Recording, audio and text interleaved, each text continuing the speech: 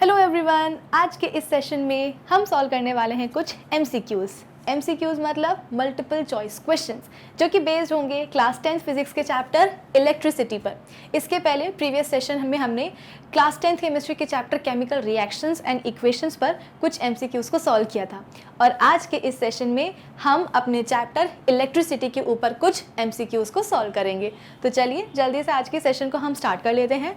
So this is Vibhuti Khare, welcome to Magnet Brains, जहाँ पे आपको सभी चैप्टर्स के वीडियो लेक्चर्स मिलने वाले हैं बिल्कुल फ्री ऑफ कॉस्ट। यानी कि मैग्नेट ब्रेन्स में आपको 2 चैप्टर्स पढ़ने के बाद किसी भी तरह का पेमेंट करने की या पैकेज परचेज करने की रिक्वायरमेंट बिल्कुल भी नहीं है, क्योंकि मैग्नेट ब्रेन्स आप सब तक पहुँचा रहा है क्वालिटी एजुकेशन बिल्कुल फ्री ऑफ कॉस्ट। तो इसी अच्छी बात से हम स्टार्ट कर लेते हैं आज का हमारा ये सेशन, जहाँ पे हम सॉल्व करेंगे कुछ एमसीक्यूज़। ठीक है, देखो आज के सेशन का टारगेट हम रखते हैं 30 एमसीक्यूज़ का, यानी कि आज के सेशन में हम पूरी कोशिश करेंगे कि 30 क्वेश्चंस हम कवर कर लें। तो हमारे एमसीक्यू सेशन का फर्स्ट क्वेश्चन है, the rate of flow of an electric charge is known as. अब ये तो बहुत ही इजी पीजी क्वेश्चन है ना, बहुत ही बेसिक सा सवाल है ये।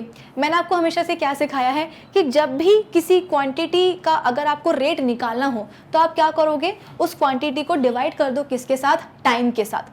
अब इस सवाल में, इस फर्स्ट क्वेश्चन में हमसे किस क्वांटिटी के रेट की बात हो रही है, हमसे इस सवाल में बोला जा रहा है इलेक्ट्रिक चार्ज के रेट के बारे में। ठीक है, तो इलेक्ट्रिक चार्ज को हम कैसे डिनोट करते हैं, या तो आप स्मॉल क्यू से कर सकते हो या फिर आप कैपिटल क्यू से भी कर सकते हो। कुछ बच्चों का ये डाउट आता है कि मैम आपने हमको इलेक्ट्रिक चार्ज को डिनोट करना स्मॉल क्यू से बताया है, लेकिन हमारे जो स्कूल टीचर हैं वो कैपिटल क्यू लिखते हैं।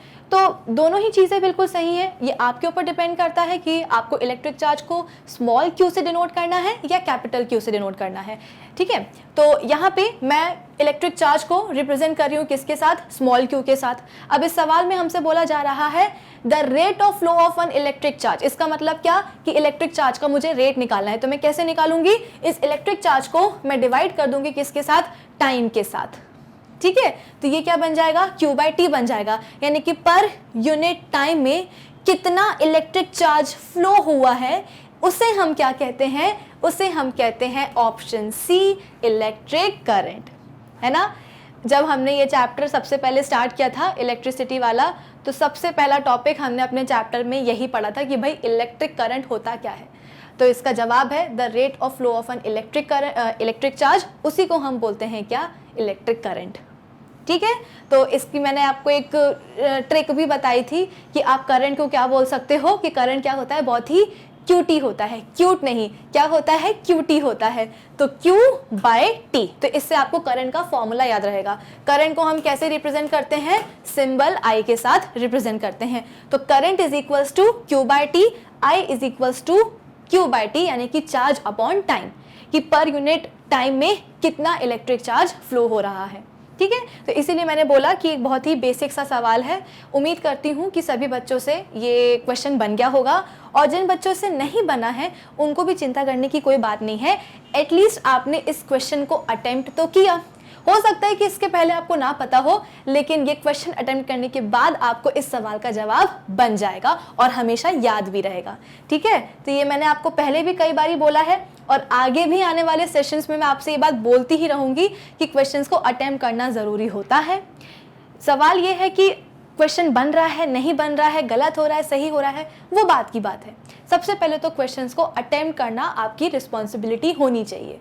तो इस सेशन में, पिछले सेशन में, आगे आने वाले सेशंस में मैं आपको जितने भी क्वेश्चंस सॉल्व करवाऊंगी, चाहे वो केस बेस्ड क्वेश्चंस हो, चाहे वो एमसीक्यूज टाइप क्वेश्चंस हो, जितने भी क्वेश्चंस मैं आपको यहाँ से करवाऊंगी, सभी के सभी क्वेश्चंस आपको अपनी एक नोटबुक में लिख लेना है, और क्वेश्चंस के साथ साथ उनके करेक्ट आंसर्स भी लिख लेने हैं। ठीक है, किसी भी क्वेश्चन को मिस नहीं करना है। चलो अब हम जल्दी से आते हैं अपने सेकंड क्वेश्चन पे। विच of the given is the SI unit of electric current. है ना, एसआई इलेक्ट्रिक करंट की हमसे एसआई यूनिट के बारे में यहाँ पे पूछा जा रहा है। तो अभी अभी हमने इलेक्ट्रिक करंट का फॉर्मूला क्या देखा था, इलेक्ट्रिक करंट क्या होता है, the rate of flow of electric charge, यानी कि I इज इक्वल टू कितना होता है, चार्ज अपॉन T, यानी कि Q/T, टाइम। ठीक है ना, तो चार्ज की यूनिट क्या होती है, ऐसा यूनिट, चार्ज की ऐसा यूनिट होती है कूलम्स। ठीक है, और टाइम की ऐसा यूनिट क्या होती है भाई, हम सबको पता है, सेकेंड्स।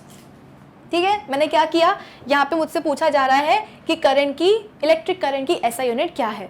तो मुझे करंट का फॉर्मूला पता है। करंट का फॉर्मूला क्या होता है, QT, Q/T। Q मतलब चार्ज, चार्ज की SI यूनिट क्या होती है, कूलम्स। T मतलब टाइम, टाइम की यूनिट क्या होती है, SI सेकेंड। तो यहाँ पे मैं क्या करूँगी, कूलम सेकेंड इनवर्स। ठीक है, यहाँ पे क्या आ जाएगा, कूलम सेकेंड इनवर्स। तो SI यूनिट क्या हो जाएगी हमारे करंट की, इलेक्ट्रिक करंट की SI यूनिट हो जाएगी कूलम सेकेंड इनवर्स। लेकिन यहाँ पे इस सवाल में जो ऑप्शंस दिए गए हैं उनमें कहीं भी कूलम्स पर सेकेंड नहीं है। क्या क्या दिया है यहाँ पे, option A ohms, option B ampere, option C volt या ऑप्शन D फेराडे। तो ये जो SI यूनिट है कूलम सेकेंड इनवर्स, इसी को ही हम क्या कहते हैं, इसी को ही हम कहते हैं एम्पियर। क्या कहते हैं, एम्पियर कहते हैं। इलेक्ट्रिक करंट की SI यूनिट को आप इस फॉर्म में भी याद रखोगे और इस फॉर्म में भी याद रखोगे। ठीक है, क्योंकि सवाल किसी भी फॉर्म पर आ सकता है।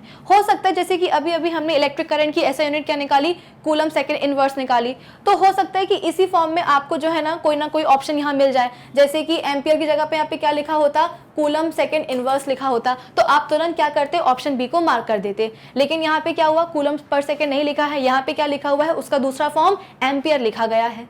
तो आपको ये वाला फॉर्म भी पता होना चाहिए और दूसरा वाला फॉर्म भी पता होना चाहिए। ठीक है, तो इलेक्ट्रिक करंट कि SI यूनिट क्या होती है, एम्पियर होती है। और न्यूमेरिकल या आप बोल सकते हो कि मैंने आपको डिराइव करके भी बता दिया है कि इसका जो SI यूनिट है करंट का, उसका दूसरा फॉर्म क्या होता है, कूलम सेकेंड इनवर्स। ठीक है, चलो अब इसके बाद में हम चलते हैं अपने नेक्स्ट क्वेश्चन पे। नेक्स्ट क्वेश्चन क्या है, the instrument used for measuring electric current is called. हमने अपने इस चैप्टर इलेक्ट्रिसिटी में बहुत सारे तो नहीं लेकिन हाँ कुछ थोड़े बहुत इंस्ट्रूमेंट्स के ऊपर बात करी है, जैसे कि वोल्ट मीटर हो गया, गैल्वेनोमीटर हो गया, है ना। तो एक ऐसा इंस्ट्रूमेंट जो कि सर्किट में क्या करे, करंट को मेजर करे, उस इंस्ट्रूमेंट का नाम क्या होता है, उसका नाम होता है एमीटर।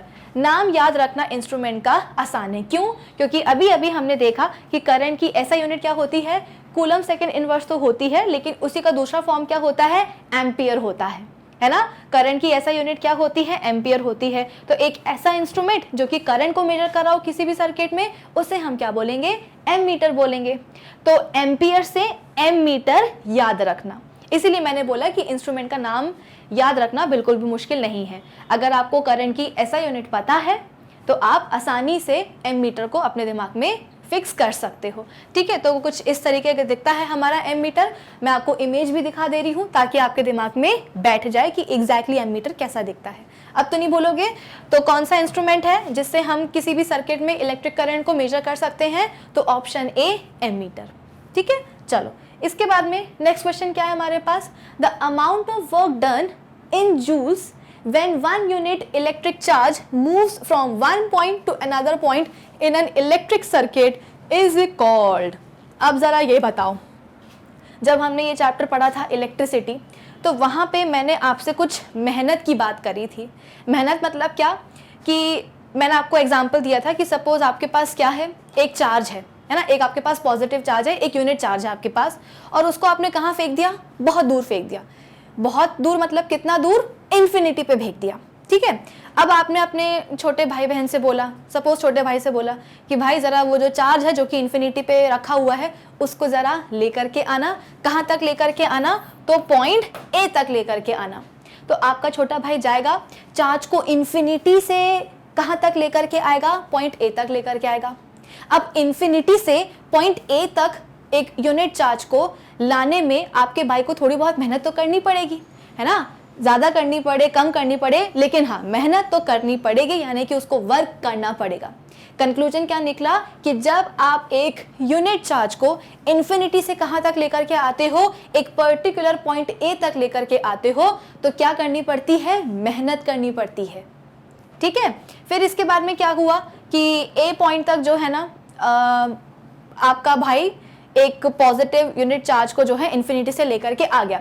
तो जो मेहनत लगी एक यूनिट चार्ज को इन्फिनिटी से पॉइंट A तक लाने में, उसको हम क्या कहते हैं, उसको हम कहते हैं पोटेंशियल। क्या कहते हैं, पोटेंशियल कहते हैं। तो एक यूनिट पॉजिटिव चार्ज को इन्फिनिटी से पॉइंट A तक लाने में जो मेहनत लगी है, जो वर्क हुआ है, तो वर्क अपॉन चार्ज को हम क्या कहते हैं, पोटेंशियल कहते हैं। तो ये क्या हो जाएगा, ये हो जाएगा पोटेंशियल एट पॉइंट ए, कि कितनी मेहनत लगी है एक यूनिट चार्ज को इन्फिनिटी से पॉइंट ए तक लाने में। तो वो क्या हो जाएगा, पोटेंशियल एट पॉइंट ए। अब क्या हुआ, आपका भाई जो है ना चार्ज को लेकर के आया कहाँ तक, पॉइंट ए तक। पॉइंट ए पर ही आप खड़े थे, लेकिन आपने सोचा कि चलो आज इसको थोड़ा सा हम परेशान करते हैं, हमेशा ये हमको परेशान करता है, आज हम इसको परेशान करेंगे। आपने उठाया चार्ज और दोबारा से आपने कहाँ फेंक दिया, इन्फिनिटी पे फेंक दिया। अब बोला जाओ अब दोबारा लेकर के आओ। अब आपका भाई गया फिर से, है ना, इन्फिनिटी तक गया। इन्फिनिटी से वो एक यूनिट चार्ज को लेकर के आ ही रहा था, लेकिन हुआ क्या कि वो रास्ते में थक गया तो वो पॉइंट ए तक नहीं पहुंचा, वो कहाँ पहुंचा, पॉइंट बी पर पहुंचा। आप कहाँ थे, आप पॉइंट ए पे थे, लेकिन आपका भाई इन्फिनिटी से पॉजिटिव यूनिट चार्ज को लेकर के तो आया, लेकिन कहाँ तक आया, बी तक आया, ए तक नहीं आया। तो इन्फिनिटी से एक यूनिट चार्ज को लेकर आने तक, कहाँ तक, पॉइंट बी तक, कोई ना कोई वर्क तो लगा ही होगा, कोई ना कोई मेहनत तो करनी पड़ेगी। भाई मेहनत मतलब क्या होती है, मेहनत मतलब वर्क ही होता है। भाई आपका जो भाई है वो इन्फिनिटी से चार्ज को लेकर के आया, कहाँ तक लेकर के आया, पॉइंट बी तक लेकर के आया, तो कोई ना कोई मेहनत तो लगेगी। तो वो क्या कहलाएगी, वो कहलाएगी पोटेंशियल एट पॉइंट बी। क्या कहलाएगा वो, पोटेंशियल एट पॉइंट बी। आई आपको बात समझ में। अब क्या हुआ, आपको तो चाहिए था कहाँ, चार्ज पॉइंट ए तक, पहुंचा कहाँ है चार्ज, अभी तक पॉइंट बी पर ही पहुंचा हुआ है। फिर इसके बाद में चार्ज कहाँ आएगा, चार्ज हम बोल रहे हैं कि पॉइंट बी से लेकर के ए तक आएगा। यानी कि अब जो मेहनत हो रही है, अब जो वर्क हो रहा है एक यूनिट चार्ज को लेकर के आने में, वो किन दो पॉइंट्स के बीच में हो रहा है, पॉइंट बी और पॉइंट ए के बीच में हो रहा है। तो इन दोनों ही पॉइंट्स के बीच का जो पोटेंशियल है वो आप कैसे निकाल सकते हो, तो potential at point A minus potential at point B, यानी कि पॉइंट बी से पॉइंट ए तक एक पॉजिटिव यूनिट चार्ज को लेकर आने में जो मेहनत लगी है उसे हम क्या कहते हैं, potential difference between point A and B, यानी कि V A minus V B हमने कर दिया। ठीक है, तो ये क्या कहलाएगा, ये कहलाएगा पोटेंशियल डिफरेंस। अब बताओ, ये जो सवाल है ये इसी कंसेप्ट पर तो बेस्ड है। देखो, the amount of work done in joules when one unit electric charge moves from one point to another point, एक पॉइंट आप मान लो B और दूसरा पॉइंट मान लो आप क्या A, तो A से B तक एक यूनिट चार्ज को लेकर के आने में, या पॉइंट B से लेकर के पॉइंट A तक एक यूनिट चार्ज को लाने में जो वर्क डन हुआ है इन जूल्स, वो क्या होगा, वो होगा, आप बोल सकते हो ऑप्शन डी, पोटेंशियल डिफरेंस। ठीक है, आई होप इतना सभी को समझ में आ रहा होगा कि हम क्या, पोटेंशियल का मतलब क्या होता है एक पर्टिकुलर पॉइंट पे, और दो पॉइंट्स के बीच का पोटेंशियल डिफरेंस क्या होता है। ठीक है, चलो अब हम बात करते हैं अपने नेक्स्ट क्वेश्चन की। तो इस सवाल का सभी को जवाब क्लियर हो गया, क्या है, ऑप्शन डी, पोटेंशियल डिफरेंस। चलो अब इसके बाद में क्या है, the unit of potential difference is, potential difference की यूनिट क्या होती है भाई, अभी अभी मैंने आपको क्या बताया, potential difference is equals to V A minus V B होता है। तो पोटेंशियल की जो यूनिट होती है वही हम बोलते हैं कि पोटेंशियल डिफरेंस की भी यूनिट हो जाएगी। क्या बोला मैंने, कि जो यूनिट पोटेंशियल की होती है, पोटेंशियल एट पॉइंट ए या पोटेंशियल एट पॉइंट बी, वही यूनिट किसकी होती है, पोटेंशियल डिफरेंस की भी होती है। तो सवाल ये है कि पोटेंशियल की यूनिट क्या होती है, तो देख लेते हैं, potential is equals to work done upon charge. ठीक है, तो वर्क डन की क्या होती है, वर्क डन की होती है जूल्स, और चार्ज का अभी अभी हमने देखा था क्या होती है, ऐसा यूनिट कूलम्स होती है। एक चीज हमेशा ध्यान रखना, जो यूनिट पोटेंशियल डिफरेंस की होती है, या आप बोल सकते हो कि जो यूनिट पोटेंशियल की होती है वही ऐसा यूनिट किसकी होती है, पोटेंशियल डिफरेंस की भी होती है। तो पोटेंशियल की यूनिट कितनी हो जाएगी, work done upon charge, work done की ऐसा यूनिट कितनी होती है, जूल्स, चार्ज की कितनी होती है, कूलम्स। तो ये क्या हो जाएगा, ये हम बोलते हैं कि जूल्स कूलम इनवर्स। तो पोटेंशियल की ऐसा यूनिट क्या हो जाएगी, वो हो जाएगी जूल्स कूलम इनवर्स। ठीक है, यानी कि पोटेंशियल डिफरेंस की भी ऐसा यूनिट क्या हो जाएगी, जूल्स कूलम इनवर्स। लेकिन एक बात बताओ, क्या हमारे इस क्वेश्चन के जितने भी ऑप्शंस दिए गए हैं, क्या उनमें आपको जूल्स कूलम इनवर्स दिखाई दे रहा है? देखो, ऑप्शन ए वोल्ट है, ऑप्शन बी ओम्स है, ऑप्शन सी एम्पियर है, और ऑप्शन डी फैराडे है। नहीं, जूल कूलम इनवर्स नहीं दिखाई दे रहा है। इसका मतलब क्या, इसका मतलब ये है कि इस ऐसा यूनिट का कोई दूसरा नाम भी है। नाम क्या है, वो नाम है वोल्ट। पोटेंशियल डिफरेंस को ही हम क्या कहते हैं, वोल्टेज भी कहते हैं। ठीक है, तो ये वोल्ट कहाँ से आया, पोटेंशियल डिफरेंस का दूसरा नाम होता है वोल्टेज, और वोल्टेज से ही उसकी ऐसा यूनिट क्या बन गई है, वोल्ट बन गई है। तो जूल्स कूलम इनवर्स ये क्या है, ऐसा यूनिट है पोटेंशियल की या पोटेंशियल डिफरेंस की, और इसी का दूसरा फॉर्म क्या है, नाम क्या है, वोल्ट है। तो ऐसा यूनिट क्या हो जाती है हमारे पोटेंशियल यूनिट की, वोल्ट हो जाती है। ठीक है, पोटेंशियल डिफरेंस को ही हम क्या कहते हैं, वोल्टेज कहते हैं। तो आई होप ये क्वेश्चन सभी को समझ में आ रहा होगा। चलो अब इसके बाद में हम बात करते हैं the relation between potential difference and current is. ये क्या है भाई, ये हमारा जो क्वेश्चन है ना, ये ओम्स लॉ के ऊपर बेस्ड है। ओम्स लॉ क्या बोलता है कि अगर सभी फिजिकल कंडीशंस को कांस्टेंट रखा गया है, जैसे कि टेम्परेचर, ह्यूमिडिटी, तो जो पोटेंशियल डिफरेंस है वो डायरेक्टली प्रोपोर्शनल होता है किसके साथ, करंट के साथ। अगर आपको याद हो तो जब इस चैप्टर का हम रिवीजन कर रहे थे तो मैंने वहाँ पे आपको एक सिमुलेशन भी दिखाया था, और उस सिमुलेशन से मैंने आपको समझाने की कोशिश करी थी कि कैसे पोटेंशियल डिफरेंस के ऊपर करंट डिपेंडेंट होता है। चाहो तो चलो एक बार हम फिर से जो है ना एक सिमुलेशन देख ही लेते हैं, हो सकता है कि कुछ बच्चों का मिस हो गया हो वो सिमुलेशन, तो एक बार मैं आपको फिर से दिखा देती हूँ कि ओम्स लॉ बेसिकली क्या बताता है कि कैसे पोटेंशियल डिफरेंस के ऊपर करंट जो है वो डिपेंडेंट होता है। अब देखो, जैसे कि मैंने आपको पहले भी बताया है, आपको यहाँ पे एक सिमुलेशन अभी ये कंप्लीट नहीं है, अभी मैं इसको हम कंप्लीट कर लेंगे। सिमुलेशन में मैंने आपको हमेशा एक चीज़ सिखाई है कि किसी भी इलेक्ट्रिक सर्किट को अगर आपको बनाना है ना, तो उस सर्किट को कंप्लीट करने के लिए अगर आप चाहते हो कि सर्किट में क्या हो, करंट फ्लो हो, तो आपको क्या लगाना पड़ेगा, एक बैटरी लगानी पड़ेगी, है ना। सवाल यह है कि बैटरी क्या करती है, बैटरी हम बोलते हैं कि एक पोटेंशियल डिफरेंस सेट कर देती है, या बोल सकते हो कि एक वोल्टेज प्रोवाइड कर देती है सर्किट को, जिसके कारण सर्किट में क्या होने लगता है, करंट फ्लो होने लगता है। वरना आप खुद ही सोचो, आपके पास एक बहुत शानदार सा सर्किट है, लेकिन आपने क्या किया है, उसमें पोटेंशियल डिफरेंस का सोर्स नहीं लगाया है, आपने उसमें कोई सेल नहीं लगाया, आपने उसमें कोई बैटरी नहीं लगाई, तो क्या आपके उस पूरे सर्किट में करंट फ्लो होगा, बिल्कुल नहीं होगा। करंट तभी फ्लो होता है जब एक पोटेंशियल डिफरेंस जो है ना स्टैब्लिश हो जाता है। चलो हम देख लेते हैं। सपोज हमारे पास क्या है, इसको हम थोड़ा सा अरेंज कर देते हैं। हमारे पास क्या है, ये एक रजिस्टर है, ठीक है। इस रजिस्टर को हम कनेक्ट कर रहे हैं किसके साथ, एक बैटरी के साथ, ठीक है। चलो एक और वायर लगा देते हैं, अपने सर्किट को कंप्लीट करते हैं, और यहाँ पे हम लगा देते हैं स्विच, ठीक है। तो यहाँ पे आप देख रहे होंगे कि किस तरीके से हमारा पूरा सर्किट जो है रेडी होता जा रहा है। अब मैं क्या करूंगी, जैसे ही इस स्विच को मैं बंद कर दूंगी, यानी कि क्लोज कर दूंगी, इस पूरे सर्किट में क्या होने लगेगा, करंट फ्लो होने लगेगा, ठीक है। सवाल यह है कि आखिर इस सर्किट में करंट फ्लो क्यों हो रहा है। तो देखो, जैसे कि मैंने आपको बताया कि हमारी जो बैटरी है या जो हमारा सेल होता है वो क्या करता है, एग्जैक्टली एक पोटेंशियल डिफरेंस सेट कर देता है। पोटेंशियल डिफरेंस का मतलब क्या होता है, जैसे कि आपका क्या है, ये एक कंडक्टर है, ठीक है। और हम सबको पता है कि कंडक्टर के अंदर क्या प्रेजेंट होते हैं, कंडक्टर के अंदर हम बोलते हैं कि बहुत सारे फ्री इलेक्ट्रॉन्स प्रेजेंट होते हैं। अब क्या हुआ, एक यहाँ पे आपने बैटरी लगाई, बैटरी का हम सबको पता है कि एक पॉजिटिव टर्मिनल होता है और एक नेगेटिव टर्मिनल होता है ना। बैटरी के पास आप बोल सकते हो कि दो प्लेट्स होती हैं, एक प्लेट के पास पॉजिटिव चार्ज होगा और दूसरी प्लेट के पास कौन सा चार्ज होगा, नेगेटिव चार्ज होगा, ठीक है। अब क्या होगा, इस बैटरी को मैं कनेक्ट कर देती हूँ किसके साथ, कंडक्टर के साथ। कर दिया मैंने कंडक्टर के साथ कनेक्ट। अब क्या होगा, क्योंकि ये वाला जो एंड है इस कंडक्टर का वो किसके साथ कनेक्टेड है, बैटरी के पॉजिटिव टर्मिनल के साथ कनेक्टेड है। इसका मतलब क्या कि हमारे पास ये जो कंडक्टर है ना, कंडक्टर के इस एंड पर कौन से चार्ज आएंगे, सारे के सारे हम बोलते हैं कि पॉजिटिव चार्ज आ जाएंगे। भाई जितनी भी बैटरी होती है, जो भी सेल होता है, उसके पास दो प्लेट्स होती हैं, उसके पास दो टर्मिनल्स होते हैं, एक टर्मिनल पे पॉजिटिव चार्ज होता है और दूसरे पे नेगेटिव चार्ज होता है, ठीक है। यहाँ पे हमारे पास एक सेल था, इसका जो हमने पॉजिटिव टर्मिनल है उसको हमने कनेक्ट किया किसके साथ, कंडक्टर के एक एंड के साथ, और इस सेल का जो नेगेटिव टर्मिनल है उसको हमने कनेक्ट किया अपने कंडक्टर के दूसरे साइड के साथ, ठीक है।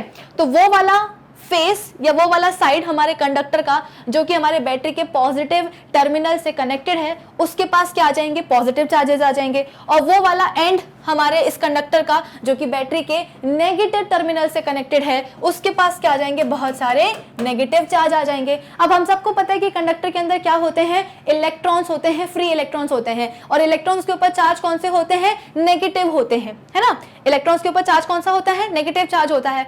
हम सबको ये भी पता है कि जो ऑपोजिट चार्जेस हैं वो क्या करते हैं, आपस में अट्रैक्ट करते हैं, और सेम चार्जेस क्या करते हैं, आपस में रिपल करते हैं। तो इलेक्ट्रॉन्स के ऊपर है नेगेटिव चार्ज, ठीक है। इलेक्ट्रॉन्स कहाँ है, कंडक्टर के अंदर है, और कंडक्टर के एक तरफ बहुत सारे क्या आ गए हैं, पॉजिटिव चार्जेस आ गए हैं। तो ये पॉजिटिव चार्जेस क्या करेंगे, कंडक्टर के अंदर जो फ्री इलेक्ट्रॉन्स है ना उनको अपनी तरफ खींचेंगे। क्यों, क्योंकि यहाँ पे पॉजिटिव चार्ज है, और कंडक्टर के अंदर जो इलेक्ट्रॉन्स है उनके ऊपर कौन सा चार्ज है, नेगेटिव चार्ज है, ठीक है। तो क्या होगा, इलेक्ट्रॉन्स जो है खींचे चले आएंगे, कहां चले आएंगे, तो बैटरी के पॉजिटिव टर्मिनल पे, या बोल सकते हो कि जो कंडक्टर है उसका जो वो वाला एंड है जहां पे बहुत सारे पॉजिटिव चार्जेस हैं, उसकी तरफ अट्रैक्ट होकर के इलेक्ट्रॉन जो है ना चले आएंगे, दौड़ते चले आएंगे, ठीक है। तो इलेक्ट्रॉन्स हम बोलते हैं कि कहां से कहां फ्लो करेंगे, इलेक्ट्रॉन्स हम बोलते हैं कि कुछ इस डायरेक्शन में फ्लो करने लगेंगे, ठीक है। अब हम सबको ये भी पता है कि इलेक्ट्रॉन्स के फ्लो का जो डायरेक्शन होता है,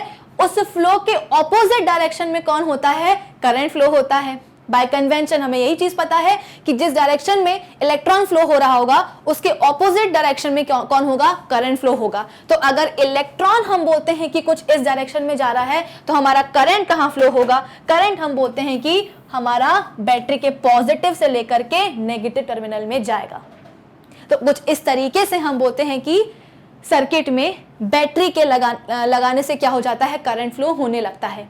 क्यों फ्लो होने लगता है, क्योंकि हमारी जो बैटरी है ना वो किसी भी कंडक्टर के अक्रॉस क्या कर देती है, एक पोटेंशियल डिफरेंस सेट कर देती है, एक वोल्टेज सेट कर देती है। खुद ही सोचो, अगर इस कंडक्टर की इस वाले एंड में पॉजिटिव चार्जेस नहीं होते तो क्या कंडक्टर के अंदर जो फ्री इलेक्ट्रॉन्स प्रेजेंट हैं वो अट्रैक्ट होकर के आते क्या इस एंड की तरफ, नहीं आते ना। तो अगर इलेक्ट्रॉन्स ही फ्लो नहीं कर रहे हैं, उनके ऊपर जो नेगेटिव चार्ज लगा है वो ही अगर फ्लो नहीं कर रहा है, तो क्या इस सर्किट में करंट फ्लो हो पाएगा, नहीं हो पाएगा।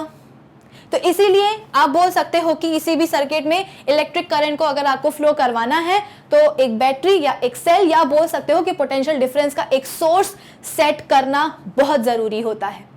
अब सवाल यह है कि अगर हमने वोल्टेज बढ़ा दिया इस कंडक्टर के अक्रॉस, यानी कि पोटेंशियल डिफरेंस अगर हमने बढ़ा दिया, तो क्या होगा करंट का। खुद ही सोचो, सपोज मेरे पास 10 वोल्ट की इनिशियली कितने वोल्टेज की बैटरी थी, 10 वोल्ट की थी ना। यानी कि आप बोल सकते हो कि कंडक्टर के दोनों एंड्स के तरफ कितना पोटेंशियल डिफरेंस था, 10 वोल्ट का था। अब क्या हुआ, अब मैं इस बार थोड़ी सी बड़ी बैटरी लेकर के आई। बड़ी बैटरी होने का मतलब क्या है कि इस बार जो मैं बैटरी लेकर के आई हूं वो कितना वोल्टेज सप्लाई करेगी, 20 वोल्ट का वोल्टेज सप्लाई करेगी। इसका मतलब क्या कि अब कंडक्टर के दोनों एंड्स के अक्रॉस जो वोल्टेज, या बोल सकते हो कि जो पोटेंशियल डिफरेंस होगा वो कितना होगा, 20 वोल्ट का होगा। जितनी स्ट्रॉन्ग बैटरी, जितने ज्यादा वोल्टेज की बैटरी, उतना ज्यादा यहाँ पे क्या होगा, पॉजिटिव चार्ज होगा। और जितना ज्यादा यहाँ पे पॉजिटिव चार्ज होगा, कंडक्टर के अंदर जो फ्री इलेक्ट्रॉन्स होंगे वो उतने ही ज्यादा अच्छे तरीके से अट्रैक्ट होते हुए कहां आएंगे, कंडक्टर के इस वाले एंड की तरफ भागेंगे जहां पे बहुत सारा पॉजिटिव चार्ज है। तो जितना ज्यादा पॉजिटिव चार्ज, उतना ज्यादा कंडक्टर के फ्री इलेक्ट्रॉन्स का फ्लो, और जितना फ्री इलेक्ट्रॉन्स का फ्लो उतना ही ज्यादा क्या होगा, करंट फ्लो होगा हमारे सर्किट में। आया आपको बात समझ में। तो क्यों जब हम एक हायर वोल्टेज की बैटरी लगाते हैं, जब हम एक हायर पोटेंशियल डिफरेंस सेट करते हैं, तो क्यों हमारे सर्किट में ज्यादा इलेक्ट्रिक करंट फ्लो होता है, यह अब आप सभी को समझ में आ गया होगा। चाहो तो हम इसको अपने जो सिमुलेशन है उससे हम प्रूव भी कर सकते हैं, ठीक है। इसको मैं रब कर देती हूं। अब देखो इधर पे हमारे पास ये जो सर्किट है, ठीक है, ये जो हमारे पास सर्किट है, अब अगर सबसे पहले मैं ये चेक करना चाहूं कि जो बैटरी है ये कितने वोल्ट की है, तो ये बैटरी तो अब हमें पता ये करना है कि जब हमने अपने इस पूरे सर्किट में 9 वोल्ट की बैटरी लगाई है, तो इस 9 वोल्ट की बैटरी के कारण हमारे सर्किट में कितना करंट फ्लो हो रहा है। बैटरी का वोल्टेज हमें समझ में आ गया कि ये बैटरी हमारे सर्किट में कितना पोटेंशियल डिफरेंस प्रोवाइड कर रही है अपने इस रेजिस्टर के अक्रॉस, कितना, 9 वोल्ट का। अब हमें ये पता करना है कि इस 9 वोल्ट के पोटेंशियल डिफरेंस के कारण या वोल्टेज के कारण हमारे सर्किट में कितना करंट फ्लो हो रहा है। तो आप ही बताओ, अभी अभी हमने पढ़ा है कि अपने इलेक्ट्रिक सर्किट में करंट को मेजर करने के लिए हम कौन सा इंस्ट्रूमेंट यूज़ करते हैं, हम यूज़ करते हैं एमीटर। तो अब हम क्या करने वाले हैं, अपने सर्किट में एमीटर फिक्स करने वाले हैं। तो ये कर दिया हमने अपने सर्किट में क्या, एक एमीटर को फिक्स। इसको हम जोड़ देते हैं दूसरे टर्मिनल के साथ और ये हमने जोड़ दिया, ठीक है। अब देखो इस एमीटर की रीडिंग कितनी आ रही है, एमीटर की रीडिंग आ रही है 0.90 एम्पियर। इसका मतलब क्या कि जब आपके सर्किट में 9 वोल्ट की बैटरी लगी हुई है, जब आपके सर्किट में पोटेंशियल डिफरेंस कितना है, 9 वोल्ट का है, तो आपके सर्किट में करंट कितना फ्लो हो रहा है, 0.90 एम्पियर का करंट फ्लो हो रहा है। अब एक काम करते हैं, इस बैटरी का जो पोटेंशियल है उसको हम बढ़ा देते हैं। कितना बढ़ा देते हैं, चलो इसको हम कर देते हैं कितना, 27, ठीक है। तो अब हमारे पास जो हमारी बैटरी है, ठीक है, ये कितने वोल्ट की है, ये है अब 27 वोल्ट की। तो हमारे इस पूरे सर्किट में पोटेंशियल डिफरेंस कितना सेट हो रहा है, पोटेंशियल डिफरेंस सेट हो रहा है 27 वोल्ट का। तो 27 वोल्ट के पोटेंशियल डिफरेंस के कारण करंट के ऊपर क्या इंपैक्ट पड़ता है। तो देखो इधर पे इस एमीटर की रीडिंग कितनी हो गई, 2.70 एम्पियर हो गई। इसका मतलब क्या कि जब 9 वोल्ट की बैटरी लगाई थी तो करंट कितना जा रहा था पूरे सर्किट में, 0.90 एम्पियर जा रहा था। जब हमने 27 वोल्ट की क्या लगाई है, बैटरी लगाई है, तो करंट कितना हो गया हमारे सर्किट में, 2.7 एम्पियर्स हो गया। यानी कि पोटेंशियल डिफरेंस हमने बढ़ाया अपने सर्किट में, कंडक्टर के अक्रॉस, रेजिस्टर के अक्रॉस, तो करंट क्या हो गया, वो बढ़ गया। अब एक काम करते हैं, क्यों ना हम इस पोटेंशियल को अब क्या करें, थोड़ा सा कम कर दें। कितना कर दें, 8 कर दें। पहले 9 था ना, अब हमने 8 कर दिया है। तो अब हमारे पास जो बैटरी है सर्किट में, उसका पोटेंशियल कितना है, 8 वोल्ट का है। तो हमारे सर्किट में कितना पोटेंशियल डिफरेंस है, 8 वोल्ट का है। तो इस 8 वोल्ट के पोटेंशियल डिफरेंस के कारण हमारे सर्किट में करंट कितना फ्लो हो रहा है, 0.80 एम्पियर करंट फ्लो हो रहा है। इसका मतलब क्या कि अगर आपने बैटरी का वोल्टेज बढ़ाया है, पोटेंशियल डिफरेंस बढ़ाया है अगर आपने अपने सर्किट में, तो करंट इंक्रीज हो जाएगा, provided all the physical conditions are kept constant. यानी कि ह्यूमिडिटी हो गया, टेंपरेचर वगैरह हो गया, सबको कांस्टेंट रखा गया है। अगर आपने पोटेंशियल डिफरेंस कम कर दिया है अपने कंडक्टर के अक्रॉस या रेजिस्टर के अक्रॉस, तो करंट भी क्या होगा, कम हो जाएगा। इसका मतलब क्या कि हमारा जो करंट है वो डिपेंडेंट होता है किसके ऊपर, वो डिपेंडेंट होता है पोटेंशियल डिफरेंस के ऊपर। पोटेंशियल डिफरेंस ज्यादा तो करंट भी ज्यादा, पोटेंशियल डिफरेंस कम तो करंट भी कम। अब यहाँ पे जो आपको रेड कलर के एरोस दिखाई दे रहे होंगे, ये रेड कलर के एरोस क्या हैं, ये आपको करंट के फ्लो का डायरेक्शन बता रहे हैं। देखो अभी जो हम पढ़ रहे थे ये क्या था, ये इलेक्ट्रॉन्स के फ्लो का डायरेक्शन था, ठीक है। अब हम क्या कर रहे हैं, अब हम जब करंट के फ्लो का डायरेक्शन देखेंगे तो वो क्या हो जाएगा, उल्टा हो जाएगा, ठीक है।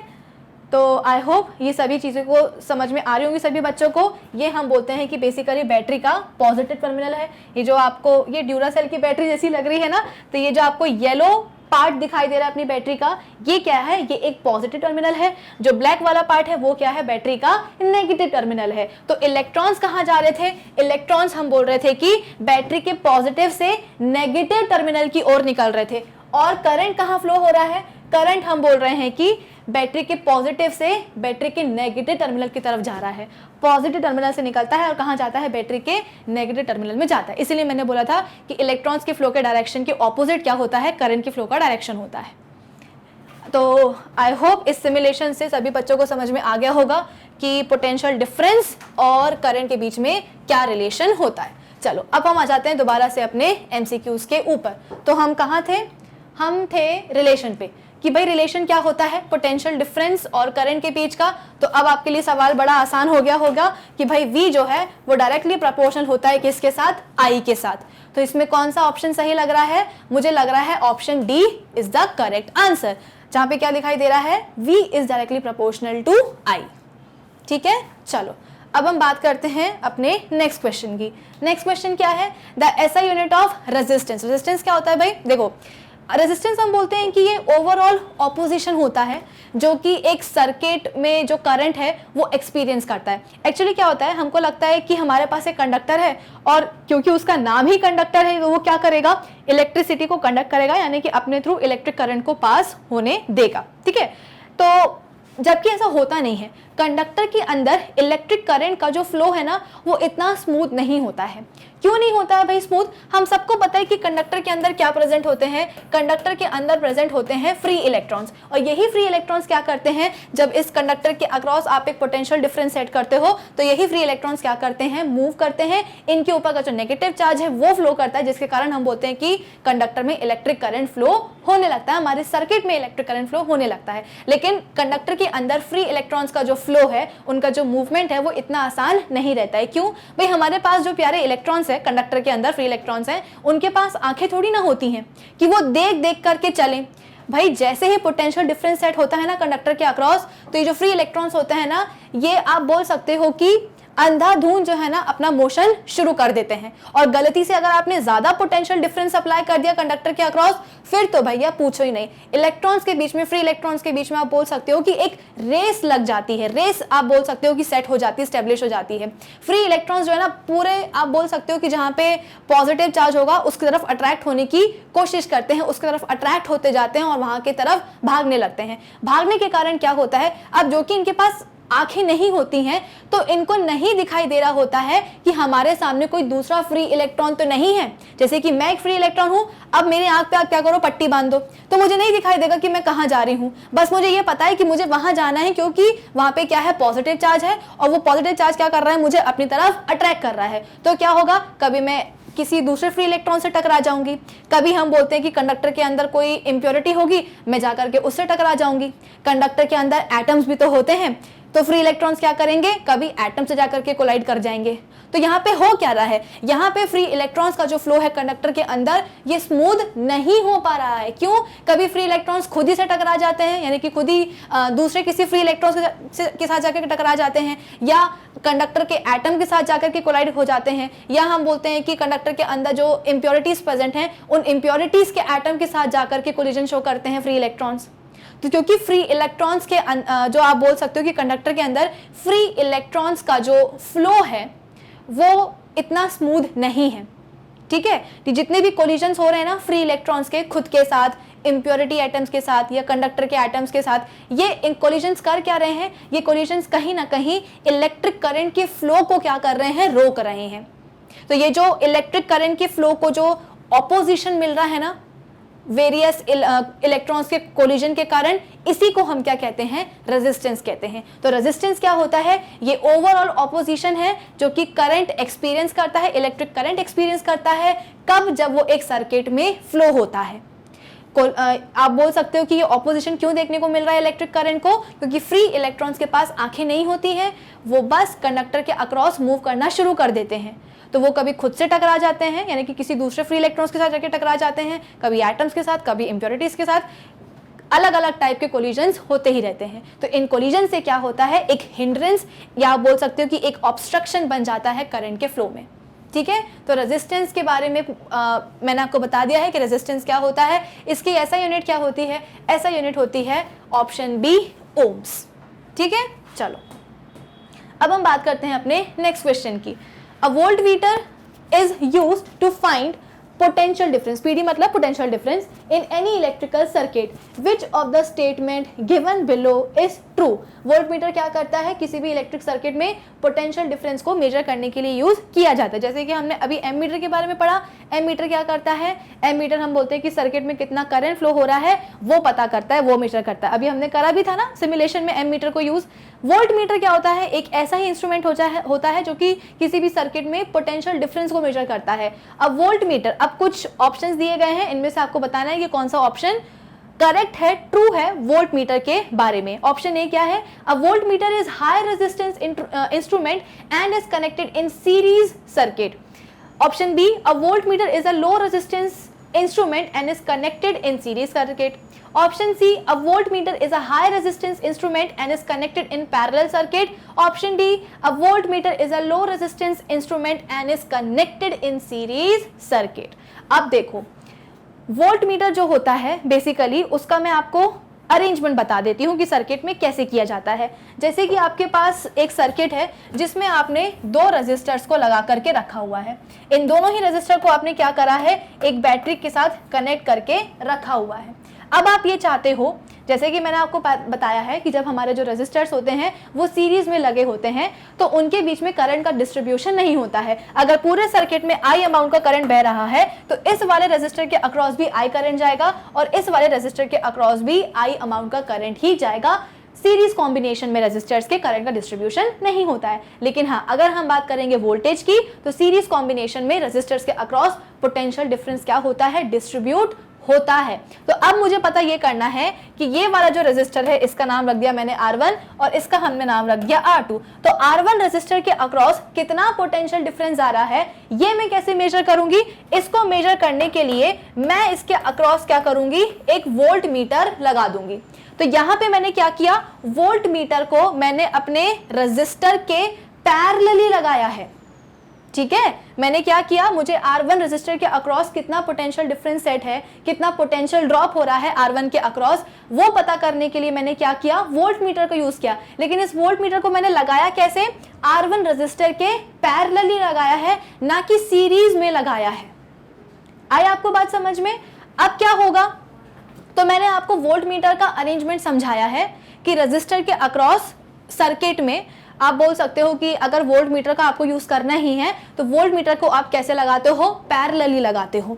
अब होगा क्या, जैसे कि मैंने आपको बताया कि करंट जो है ना जा रहा था, अच्छा खासा जा रहा था। ठीक है, अब हम ये पता करने की कोशिश कर रहे हैं कि जो हमारा वोल्ट मीटर है वो एक हाई रेजिस्टेंस इंस्ट्रूमेंट होता है या वो एक लो रेजिस्टेंस इंस्ट्रूमेंट है। रेजिस्टेंस का मतलब, इसीलिए मैंने आपको प्रीवियस क्वेश्चन में अच्छी तरीके से समझाया था, रेजिस्टेंस का मतलब क्या होता है, किसी भी चीज को रोकना, रेजिस्ट करना।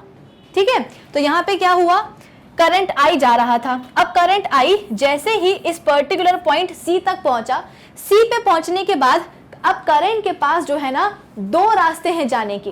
भाई अच्छा खासा हमारा जो करंट है वो बैटरी के पॉजिटिव टर्मिनल से निकला और जैसे ही करंट पॉइंट सी तक पहुंचा तो पॉइंट सी पर अब करंट को फ्लो होने के लिए दो रास्ते हैं, या तो वो R1 रेजिस्टर के अक्रॉस जाए या वो कहां जाए, वो हम बोलते हैं कि अपने वोल्ट मीटर के अक्रॉस जाए।